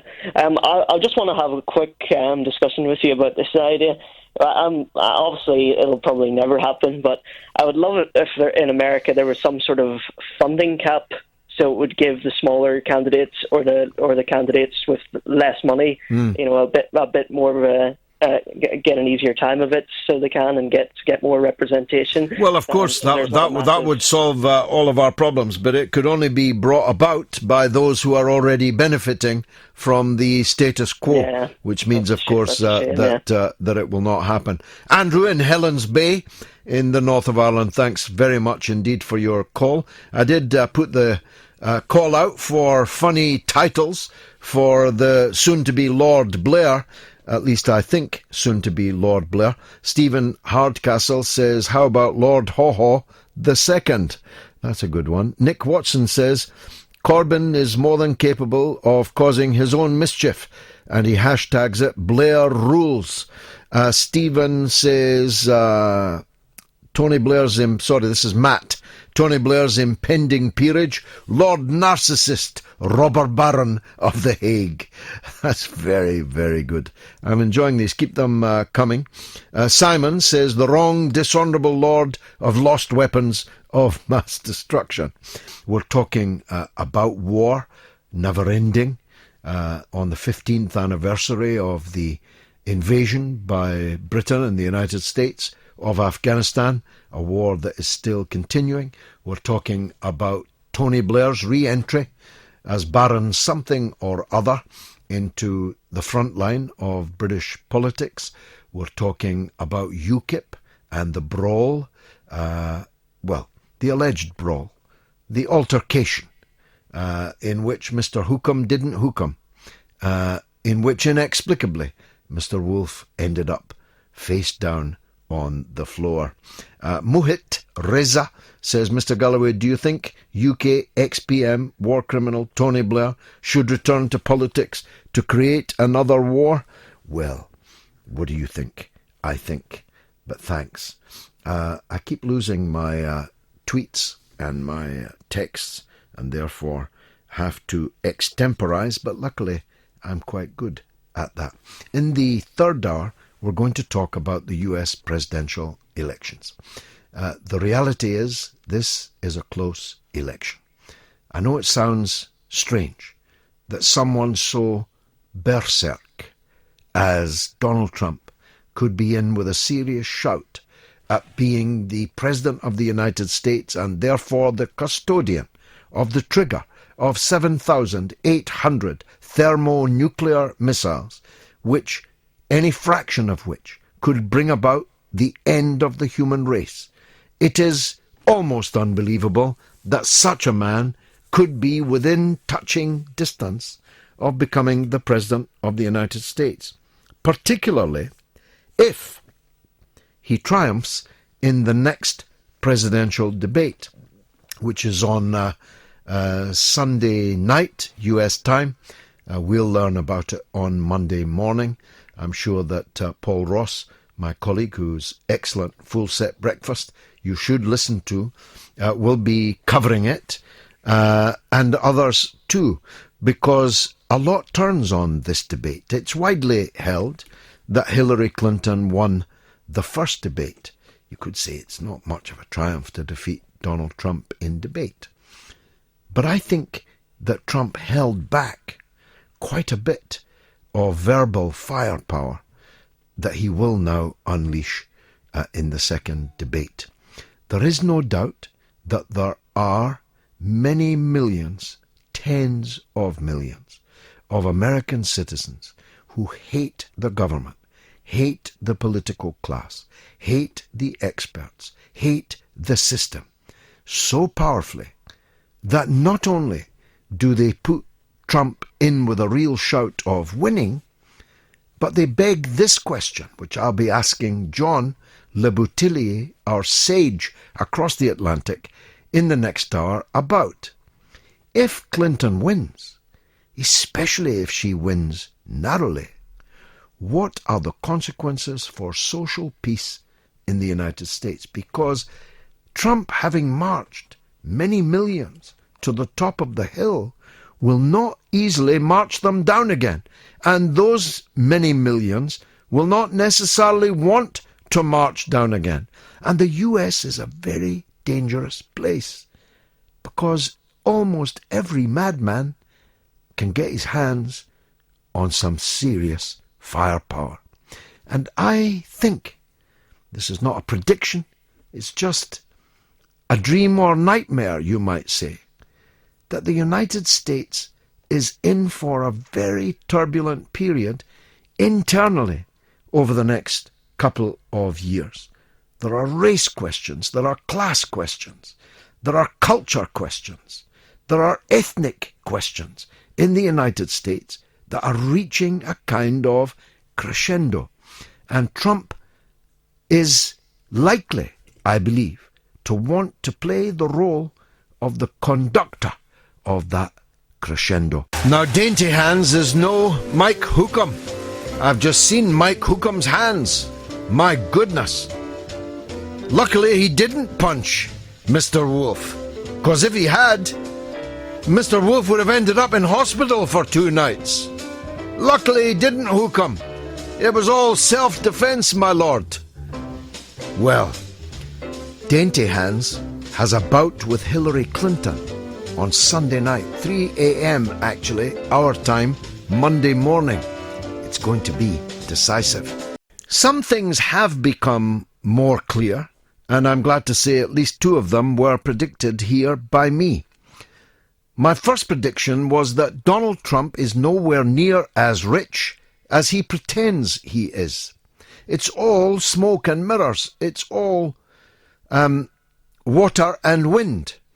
It's all bluster. In fact, 18 years ago, he posted such a loss to the tax authorities, almost $1 billion loss, that he may not have paid a penny in tax in the last 18 years. That's how unrich he is. And my second prediction was that Hillary Clinton was quite a shaky vessel in terms of her physical and mental preparedness for a long and bruising campaign, never mind 4 years, in the toughest, most important job in the whole world. And that's played out pretty much as I predicted too. The election is just over a month away, and between now and next Friday, when we next talk about it, Clinton and Trump will have had their second presidential debate. It should be pretty tasty if the first debate is anything to go by. It's a pleasure to have your company tonight for one of the most anticipated bouts in history. That's right, Bob. These two may be past their physical peak, but my goodness, can they inflict some damage? You bet, Mike, and they've got weaknesses too. Here we go.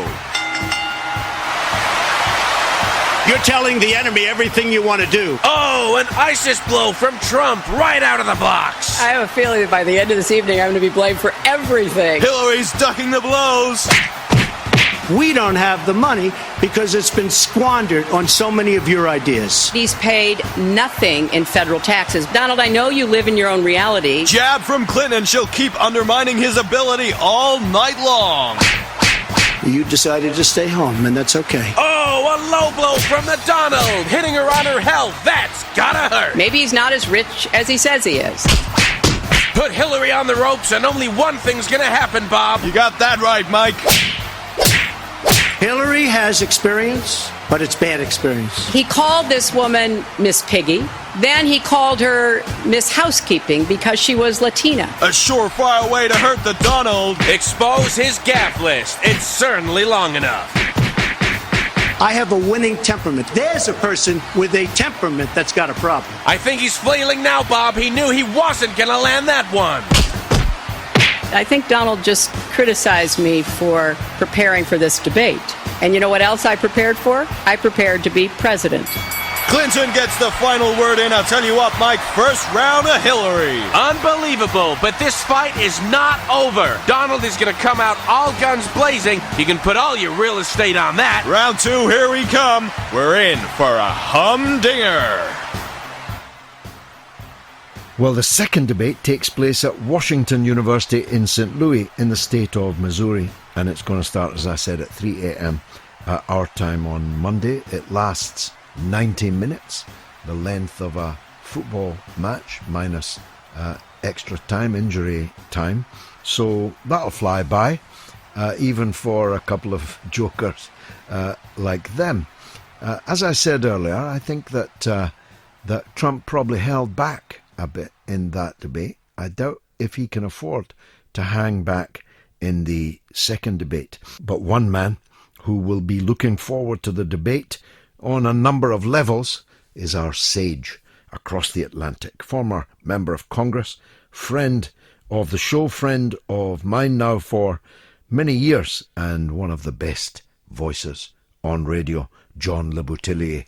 John, welcome back to the show, my friend.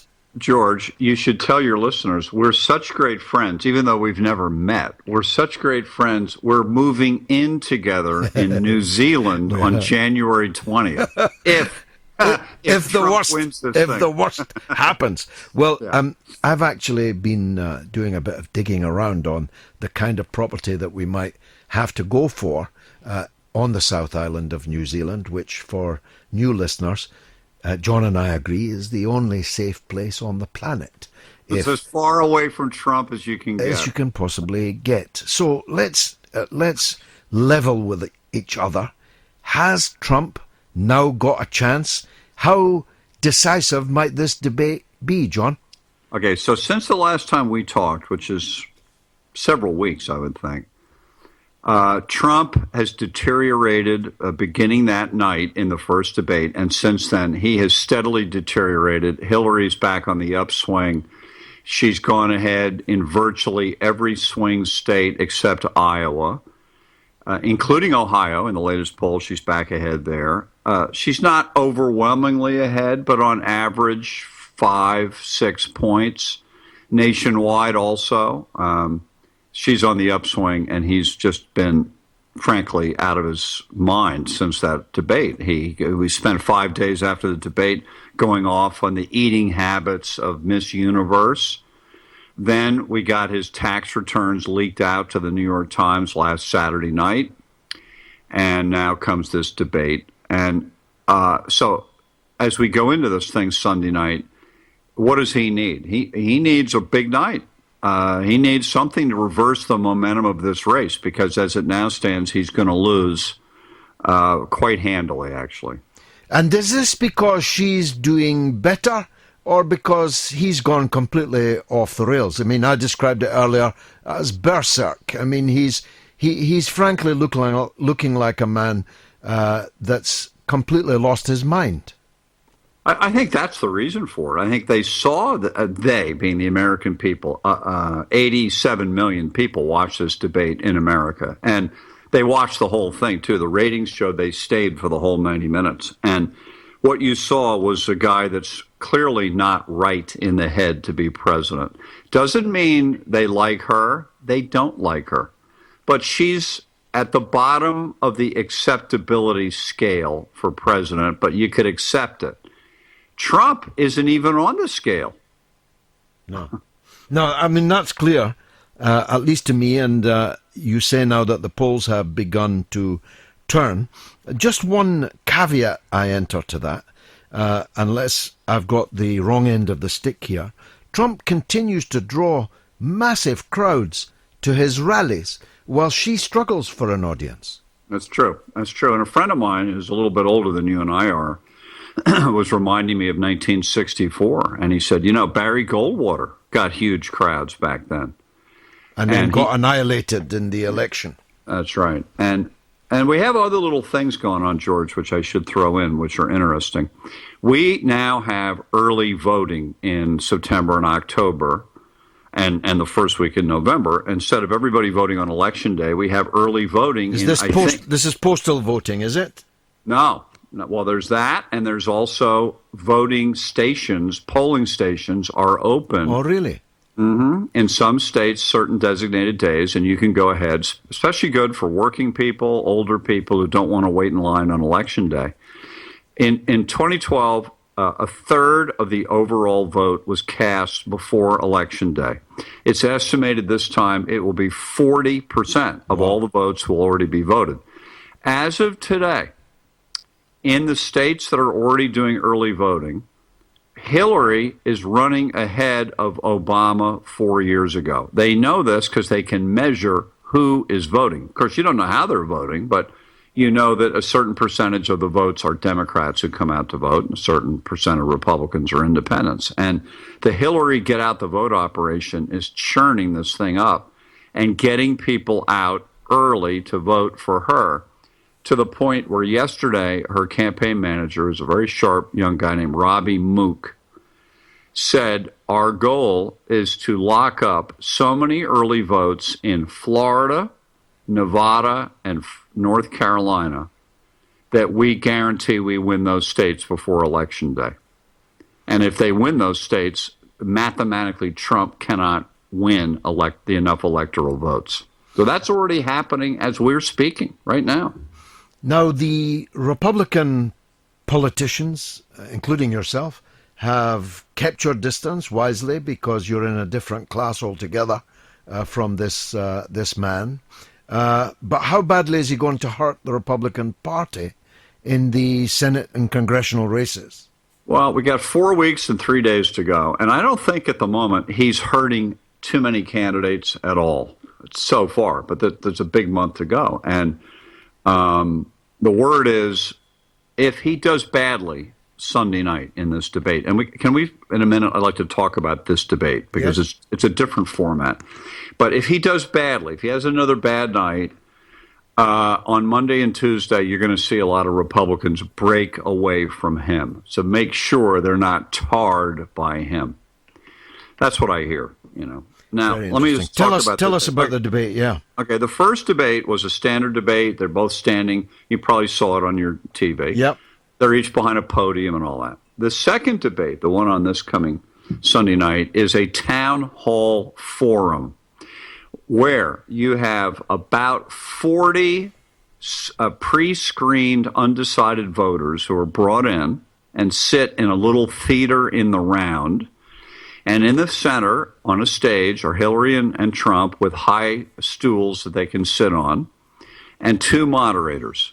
And half the questioning will be done by these average voters who will get up and they'll go, Mr. Trump, I'm Mary from Dubuque, Iowa, and my father has Alzheimer's disease, and my husband got laid off, and my son flunked out of school, and I can't get a retraining program to take care of me. What are we going to do?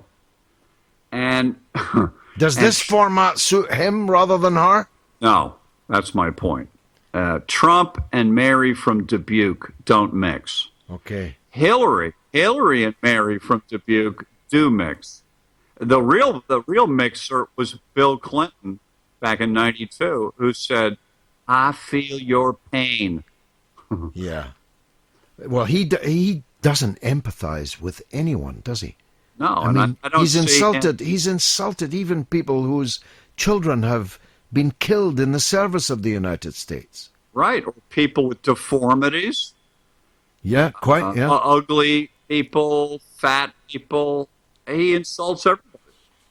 What a nightmare. Here's a question I've got for you, John. It's a difficult one. It's a painful one for you to confront. Nonetheless, notwithstanding everything that you and I have said in this discussion, there are millions of zealots who have adhered around the Trump campaign. He's marched them to the top of the hill. Are they going to quietly march down again? Are they, on the other hand, a threat to social peace in America, where every day on the news we're seeing troubles of one kind or another? It's a mass shooting here, it's another black man gunned down by a white police officer there. If you add to that mix a furious, toxic Trump support, is there trouble ahead? I think if the economy doesn't appreciably improve in the next year or two, there will be trouble. I think that they are a cauldron of unhappy people, no question about it. But they're not violent at the moment. The violence you see on the news is, we're 320 million people. There are incidents in our country, but it's not like it's a widespread riot going on in America. And by the way, black guys are getting killed by cops, but they're black cops too that are killing black guys. It's not just white cops. Yeah. And it's not good. It's got to be addressed. The big problem in the black community is they're being left behind in our country, way behind. And part of that is the influx of legal and illegal immigrants who come in and take the low-paying jobs, and those jobs, therefore, are not there for the black Americans. And the black American youth have no hope. A lot of them, not all of them, but a lot of them have no hope unless they get educated. And inner-city education is a disaster in this country. Now, if the worst comes to the worst, as we've agreed, we're off to New Zealand, and we're going to do this show. We're going to do this show live all day together from New Zealand. Well, there'll be nothing else to do. Now, I've got on the line Tim Dyer of Bailey's Real Estate in Christchurch, New Zealand, in the South Island, as far away from Trump as it is possible for us to go. And he's on the line to tell us what life would be like for us, John. Tim, welcome to the show. Well, good evening, gentlemen. what kind of real estate might be available, what kind of price, and what are the delights of the South Island of New Zealand? Well, first of all, it's as far away from Donald Trump as you can get, as you mentioned, so there's the first tick in the box. That's a pretty big box to tick, actually. And we've got plenty of space too. I mean, you guys, I don't know what you like, whether you like to live in a city or whether you like a bit of a rural lifestyle or whatever, so we can meet those criteria as we go along. But I think John and I would like a place by the beach, but not that far from civilization, and one where we could get good connectivity so that we could run our radio shows in the United States and in Britain from there. That's possible, isn't it? Oh, absolutely. In fact, New Zealand's one of the leading lights in broadcasting. We're the most heavily saturated country in the world with radio stations, so we've got the technology to keep you guys in the lifestyle that you've become accustomed to, no problem at all. And what kind of house prices are we talking about? Are we talking New York, London, or are we talking a half of that, or what? Well, looking at the average London price was about £600,000, and depending whether you've got a unit or a semi-detached or whatever. Looking at our exchange rate, it's more or less relative. So whatever you sell for over there, and probably in the States as well, you're probably going to get something the same or if not better over in New Zealand. So our household prices have been rocketing over the last couple of years. In fact, in Auckland alone, the biggest city in New Zealand, the house prices increased by an average of 83.2% between January 2013 and August 2016. So that's about 460,000 K, and about 90 out of the 200 suburbs in Auckland have average house prices of $1 million New Zealand dollars, which is about £600,000, and in American, I think about 700. And social peace, is it relatively a peaceful place? I mean, what's the crime rate? You know, we're very, very laid back in New Zealand. You know, we're very easygoing people. You got to remember that, you know, we were the first to exit Britain. Generally, you know, most of the people arrived here on convict ships. But other than that, it's a lovely, safe place to live. And you guys would be more than welcome to come along. And you'd really find a lifestyle here that you would love. Are there some private security firms we could engage to protect us in case Trump sends people after us? Yeah, look, I'm sure that we could find you some suitable privacy. Maybe there's some high country stations, etc. Position, you know, it's a big, you know, farming country, and maybe we can find you some private high country stations that you can hide at. The great thing about Christchurch, where I am, is, of course, you know, we're on the east coast of the South Island, New Zealand, so we have a lovely beach running along the entire coast. We want that, George. I want the beach. Now you're talking. I've made a note of that, John. Now, what about? I mean, you said that the people were convicts, but of course there were already people there. Are they still around, or did they murder them all? No. They're all still the Maoris with the first residents in New Zealand are all here, and what sort of life? Live in a peaceful harmony. What sort of life do they have? Peaceful harmony? Yeah, I mean everybody's. Well, you know, the big push is that everybody's a New Zealander, and we're all entitled to the same rights and benefits as everybody else. So, well, that's admirable. I mean, I was in Canada until yesterday, and the original people there are pretty unhappy about their lot in life. So it's good news that there's peace and harmony amongst all the Well, yeah, peoples. there is peace and harmony, but it doesn't mean there isn't factions that are unhappy about particular aspects of society. But, you know, you just run with that and see where it goes and try and solve it as it occurs. It sounds all right, John, doesn't it? Yeah, I mean, if we've got to go, it's going to be not too bad. I'd like to know one more thing. What is the general view in New Zealand, seriously now, of Trump? Are they as aghast of Trump as George and I are? John, look, I'd have to say yes, but I can't gauge. I mean, we're exposed to a lot of the American media side of it, particularly in our news and things like that. We don't really have reporters covering Trump per se. Social media is the biggest exposure, I guess, to Donald Trump for us over here. But there is, it's nothing complimentary. I mean, we're not talking, here's Donald Trump's key speeches or anything like that. Basically, it's just everybody's taking the mickey out of him. The collected works of Donald Trump. I mean, I wonder. Empty book. Will they be a collector's item one day? I wonder, John. The collected speeches of Donald That's another Trump. project we'll work on when we're sitting on the beach together. But interesting to note that there's been looking at our figures, our data figures from the websites, etc. There's been a huge uptake in interest, particularly from the UK and the USA. Well, that's because of us. Because of us, the public are hanging on every word that John and I have said, and so your business is going to boom in the now rather less likely outcome of Donald Trump being the next president. On the basis that... well, actually, that'll be good for me because it'll keep my wife and I in the lifestyle we've become accustomed to, which, of course, currently is poverty. So, Tim Dyer, you've been a great sport. Thanks very much from Bailey's Real Estate in Christchurch, New Zealand. John Le Boutillier, we'll talk next week, my friend. God willing. And by then, things will be a lot clearer, won't they? Yes, they will.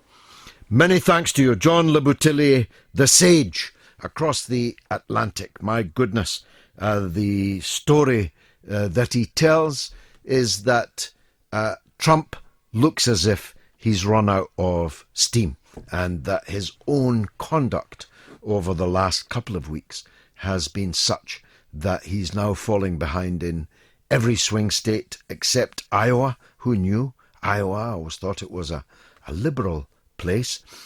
And in the national polls, he looks like he's done for, except if he lands some hookums in the debate on Sunday night. If he lands a few haymaking hookums, as they will henceforth be known, then the tables could still turn. Well, we've toured the horizon from the South Island of New Zealand to Iowa and all the states of the United States, talking about the presidential election.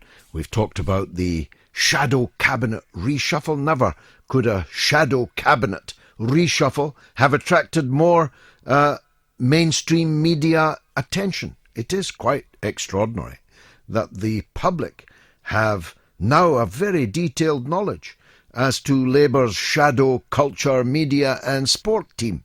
I doubt if any shadow cabinet reshuffle has ever attracted such publicity as this one.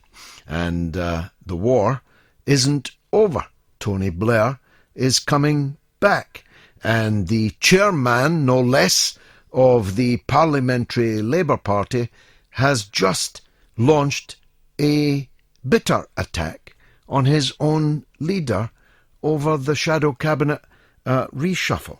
And we've talked also, of course, about UKIP, where Mr. Hookham got into an altercation with Mr. Wolf and blew his house down, or at least blew him down, face down, on the floor of the European Parliament, and now on his back for the second night in a hospital in the European Parliament area. Was it in Strasbourg or in Brussels? I think it was in Strasbourg. It's a better place to be in hospital than Brussels.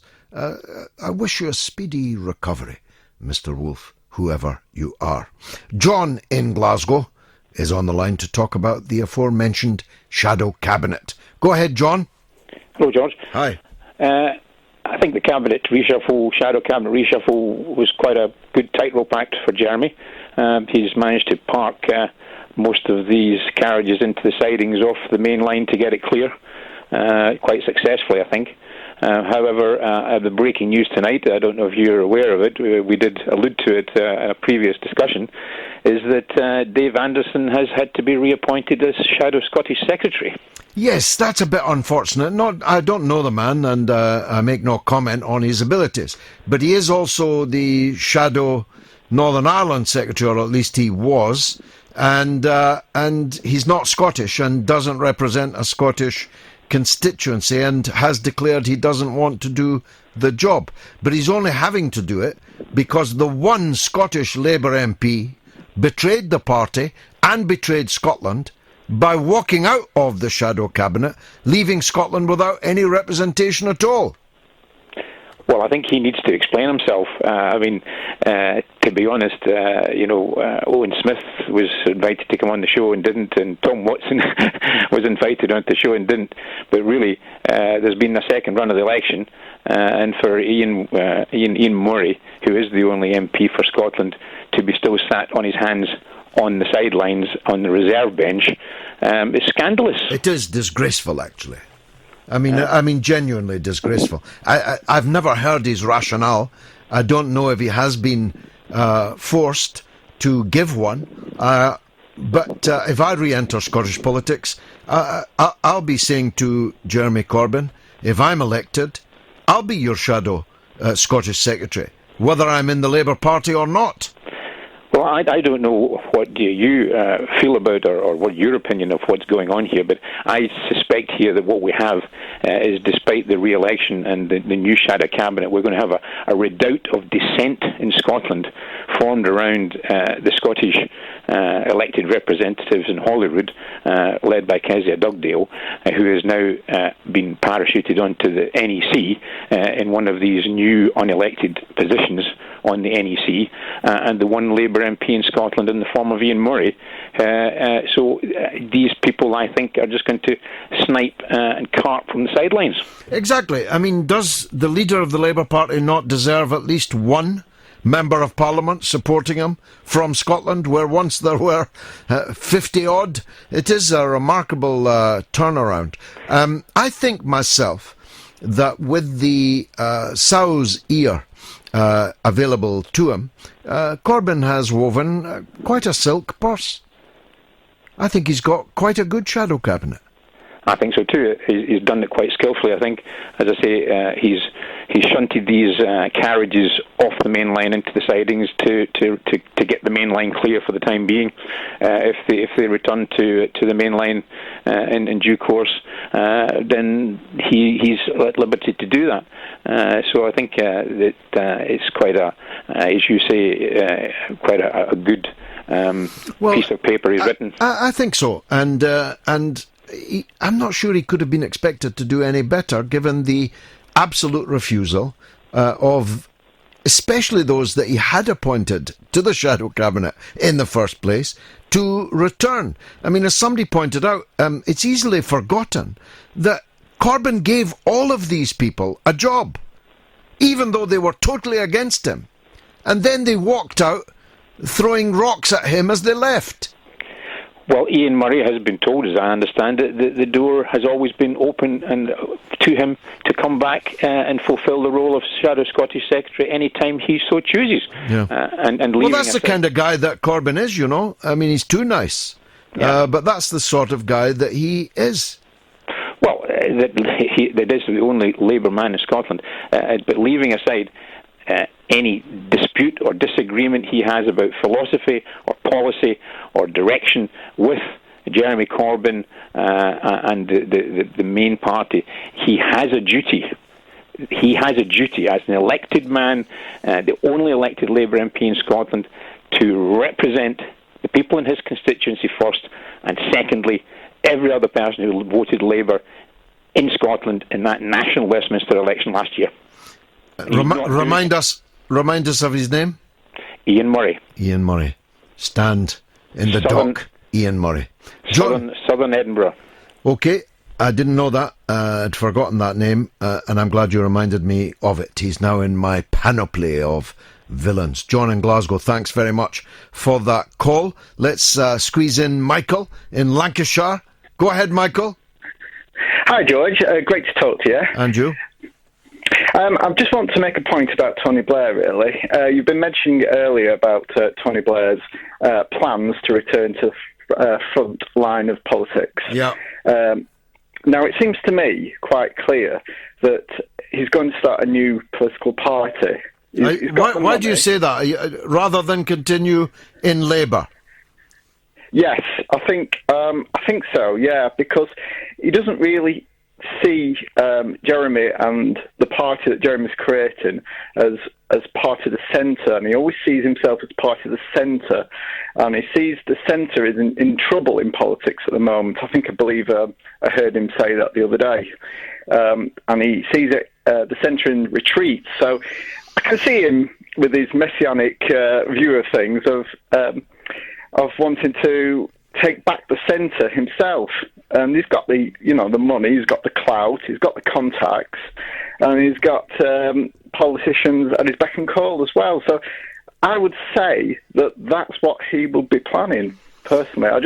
You might be right. I mean, I'm leaning the other way. I'm leaning towards him coming back into the House of Lords and continuing to be basically the alternative leader, causing as much trouble as possible for the actual leader. That's what I'm leaning towards, but you may be right. He may be about to form a new party with some of the pro-European Conservatives and the Liberal Democrats. They certainly wouldn't be short of money. I suspect, though, they'd be pretty short of voters. What do you think?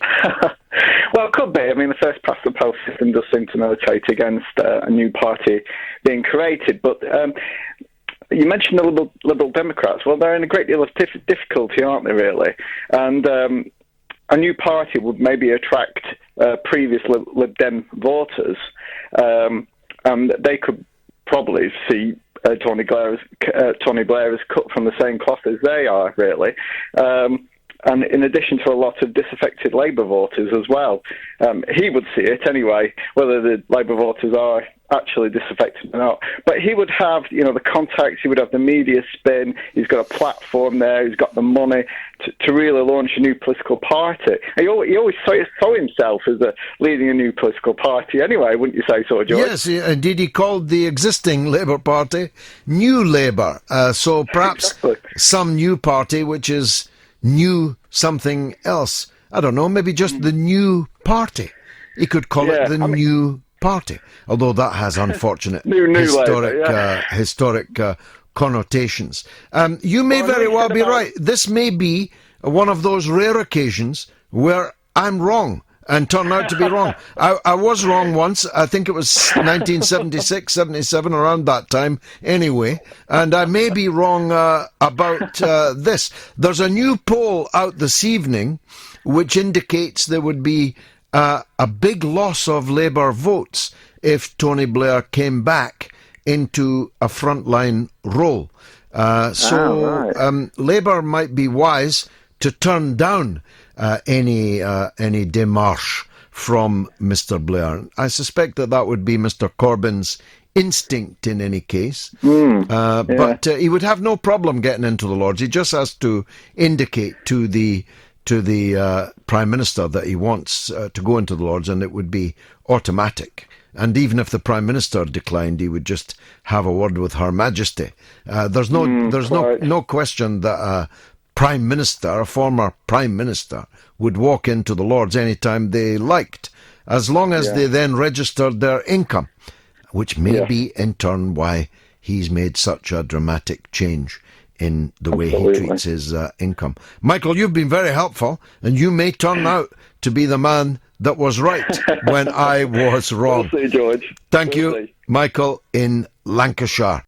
We're talking about everything, actually, from the United States to the Labour shadow cabinet reshuffle, from the abysmal, disgraceful failure of Scotland's only Labour MP to take a place in the shadow cabinet, leaving it vacant, of course. I don't know, maybe someone will come along that will be suitable for that post, have some credentials for that post, someone that someone's ever heard of. Vlad the Deplorable says, so real Donald Trump is a patriot and better than Hillary. A patriot? The last refuge of the scoundrel. Alex Burt Turton says Clinton win means business as usual. More wars, more corruption, more murders by white police officers. By police officers, actually, not all of them white. Matthew says, unlikely. Americans expect to consume 25% of the world's resources. Indeed, they've got, I think, what is it?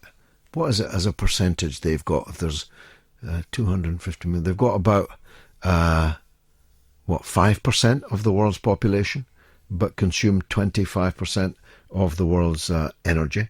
Simon says Trump seems to be using the stage to promote his wares rather than pointing out Hillary's many questionable acts. Well, we'll see what happens on Sunday night. Trot Rabble Dog says, and what are the consequences if Trump wins? Well, the first consequence is that John Le Boutillier and I will be moving to the coast, the beach, of the heaven, as it sounded, according to Bailey's estate agent, of the South Island of New Zealand. Malkay says, surprised you're not a candidate in the USA. Sure, you could wangle that just to annoy them. Alas, you have to be born there, as Barack Obama. Andy Platt says it's not even a contest. Trump has it in the bag. No, he doesn't. He's miles behind now. Son of Saudi, Lord Blair of BS, Lord Blair of Stinky Bottom. Robert says, agreed, I do not see any light at the end of the tunnel. Only more wars and human suffering, I'm sad to say. Kaz says, you should put wins in inverted commas, because this is no democracy. Maria O'Mara says, how about Mr. Blair's new title being the new and undefeated Shah of Iran? Ali Football says he can throw punches as powerful as Mike Tyson's. The question is if he wants to. Donald Trump, Mike Tyson don't belong in the same sentence, except, to my utter dismay, Mike Tyson is actually supporting Donald Trump. I mean, what's that about? Where does that come from? On what basis? Now, I liked Mike Tyson, and my daughter Lucy really liked him.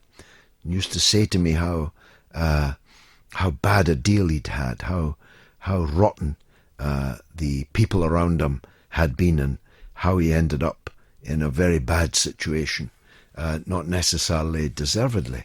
And I agreed by and large with her, and as a boxing fan, of course, I have to take my hat off to Tyson's prowess. And then I saw him on the stage backing Donald Trump. I've no idea what that can possibly be about. Stephen Parker says Tony Blair is to enter the House of Lords as Baron Thatcher. That's very good. Basil Bushell says, got to be a balanced shadow cabinet though, George. You don't win without. Well, of course, but if the people who could provide the balance refuse to serve, what's the man supposed to do? Trot Rabble Dog says it's not going to happen. No former PM has returned, having vacated his seat. Can't see Jeremy Corbyn nominating him to the Lords. Well, I've already dealt with that, Mr. Trot Rabble Dog. Roy says Corbyn needs to act quickly to reverse the purge. Now he has the NEC back, and you and Ken should be back where you belong. Well, I appreciate that, Roy, but he doesn't have the NEC back. As a matter of fact, the NEC is hostile to Jeremy Corbyn because they simply made it bigger and put people in it that are hostile to the Labour leader. Now, that could change a little bit now with the shadow cabinet as it now is, but not markedly. The very best that Corbyn is going to be is 50-50 on the National Executive Committee. That was Roy. Let's see. Mark says printing money only costs money. It's time to change to digital money. At least it is traceable. Mark says this abolition of paper money and coins and replacing it with digital money, a good example of this is the car tax disc. Ashley Shaw says, I don't know what's wrong with Hillary, but it ain't pneumonia. That's for sure. I agree with that, Ashley. I think there's something much more seriously wrong with her. They are an absolute disgrace. She's talking about the so-called shadow cabinet rebels. They again put their own interests first before what is right. Turkish Jamal is back, says Tony Blair, we would have been better off with Lionel Blair. a note to younger listeners. Lionel Blair was a popular entertainer in the 1950s. Roy says, all polls are nothing less than propaganda. Just ask Owen Smith. That's true. I think polls have done a lot to discredit themselves over the last period. I'm not sure that the polling industry has behaved very cleverly in allowing themselves to be used for clearly partisan purposes. That and the fact that they very often get things very wrong is, it's been discrediting, let me put it that way. Simon James says, post-Chilcot, is this really an option or just someone spicing up a slow news day? No, it's definitely an option. Jason Ellender says, you are assuming that winning is their top priority. I think that keeping the corporate cash flowing is priority number one. And Lily says, I don't think you have a hope in hell of being elected in Scotland. We have long memories of you, says Lily Hannah Waller. Lily Hannah Waller. Well, thanks, Lily. Gee, thanks. But thanks for listening to the show. Mark Patrick Norris says, no, I've already dealt with that one. That's about digital currency. Okay, I've run out of tweets on my screen. There will be some more because hundreds and hundreds have come in. So let me try and recap on the things that we have been discussing this evening. First of all, UKIP. We know that Hookham never hooked him and that it was all a mistake. And Mr. Wolf will probably get up out of his bed and walk into the leadership of UKIP, which was won by a woman whose name I've forgotten, who held it for 18 days. And by the way, she was elected as leader with only 7,000 votes. She was the winner with 7,000 votes. So there don't appear to be many members in UKIP. And of the members, very few of them participated in the leadership election. But she couldn't stand the heat and quit after just 18 days. Let's assume that Mr. Hookham never again gets into an altercation with Mr. Wolf and Mr. Wolf manages to make it. I still believe that without Nigel Farage, the UKIP is nothing. And if Nigel Farage sets up something else with Aaron Banks, who stood me up tonight, by the way, and I don't appreciate that, if he sets something up with Aaron Banks, then that something else will quickly draw whatever residual strength is in the UKIP idea. But to a very large extent, just as the National Front rapidly lost any support that it had upon the election of Margaret Thatcher, so this new right turn of the British Conservative Party probably leaves UKIP otiose. Look it up. That's OTIOSE. Ty sends me a text. I think the next President of the United States, whoever it is, will only last one term. What do you think, George? That's a very shrewd observation. Hillary Clinton will definitely not last 2 terms, which means we need to pay quite a lot of attention to her running mate. And maybe next week we'll do that. We'll actually look at who the president after the next president of the United States might be.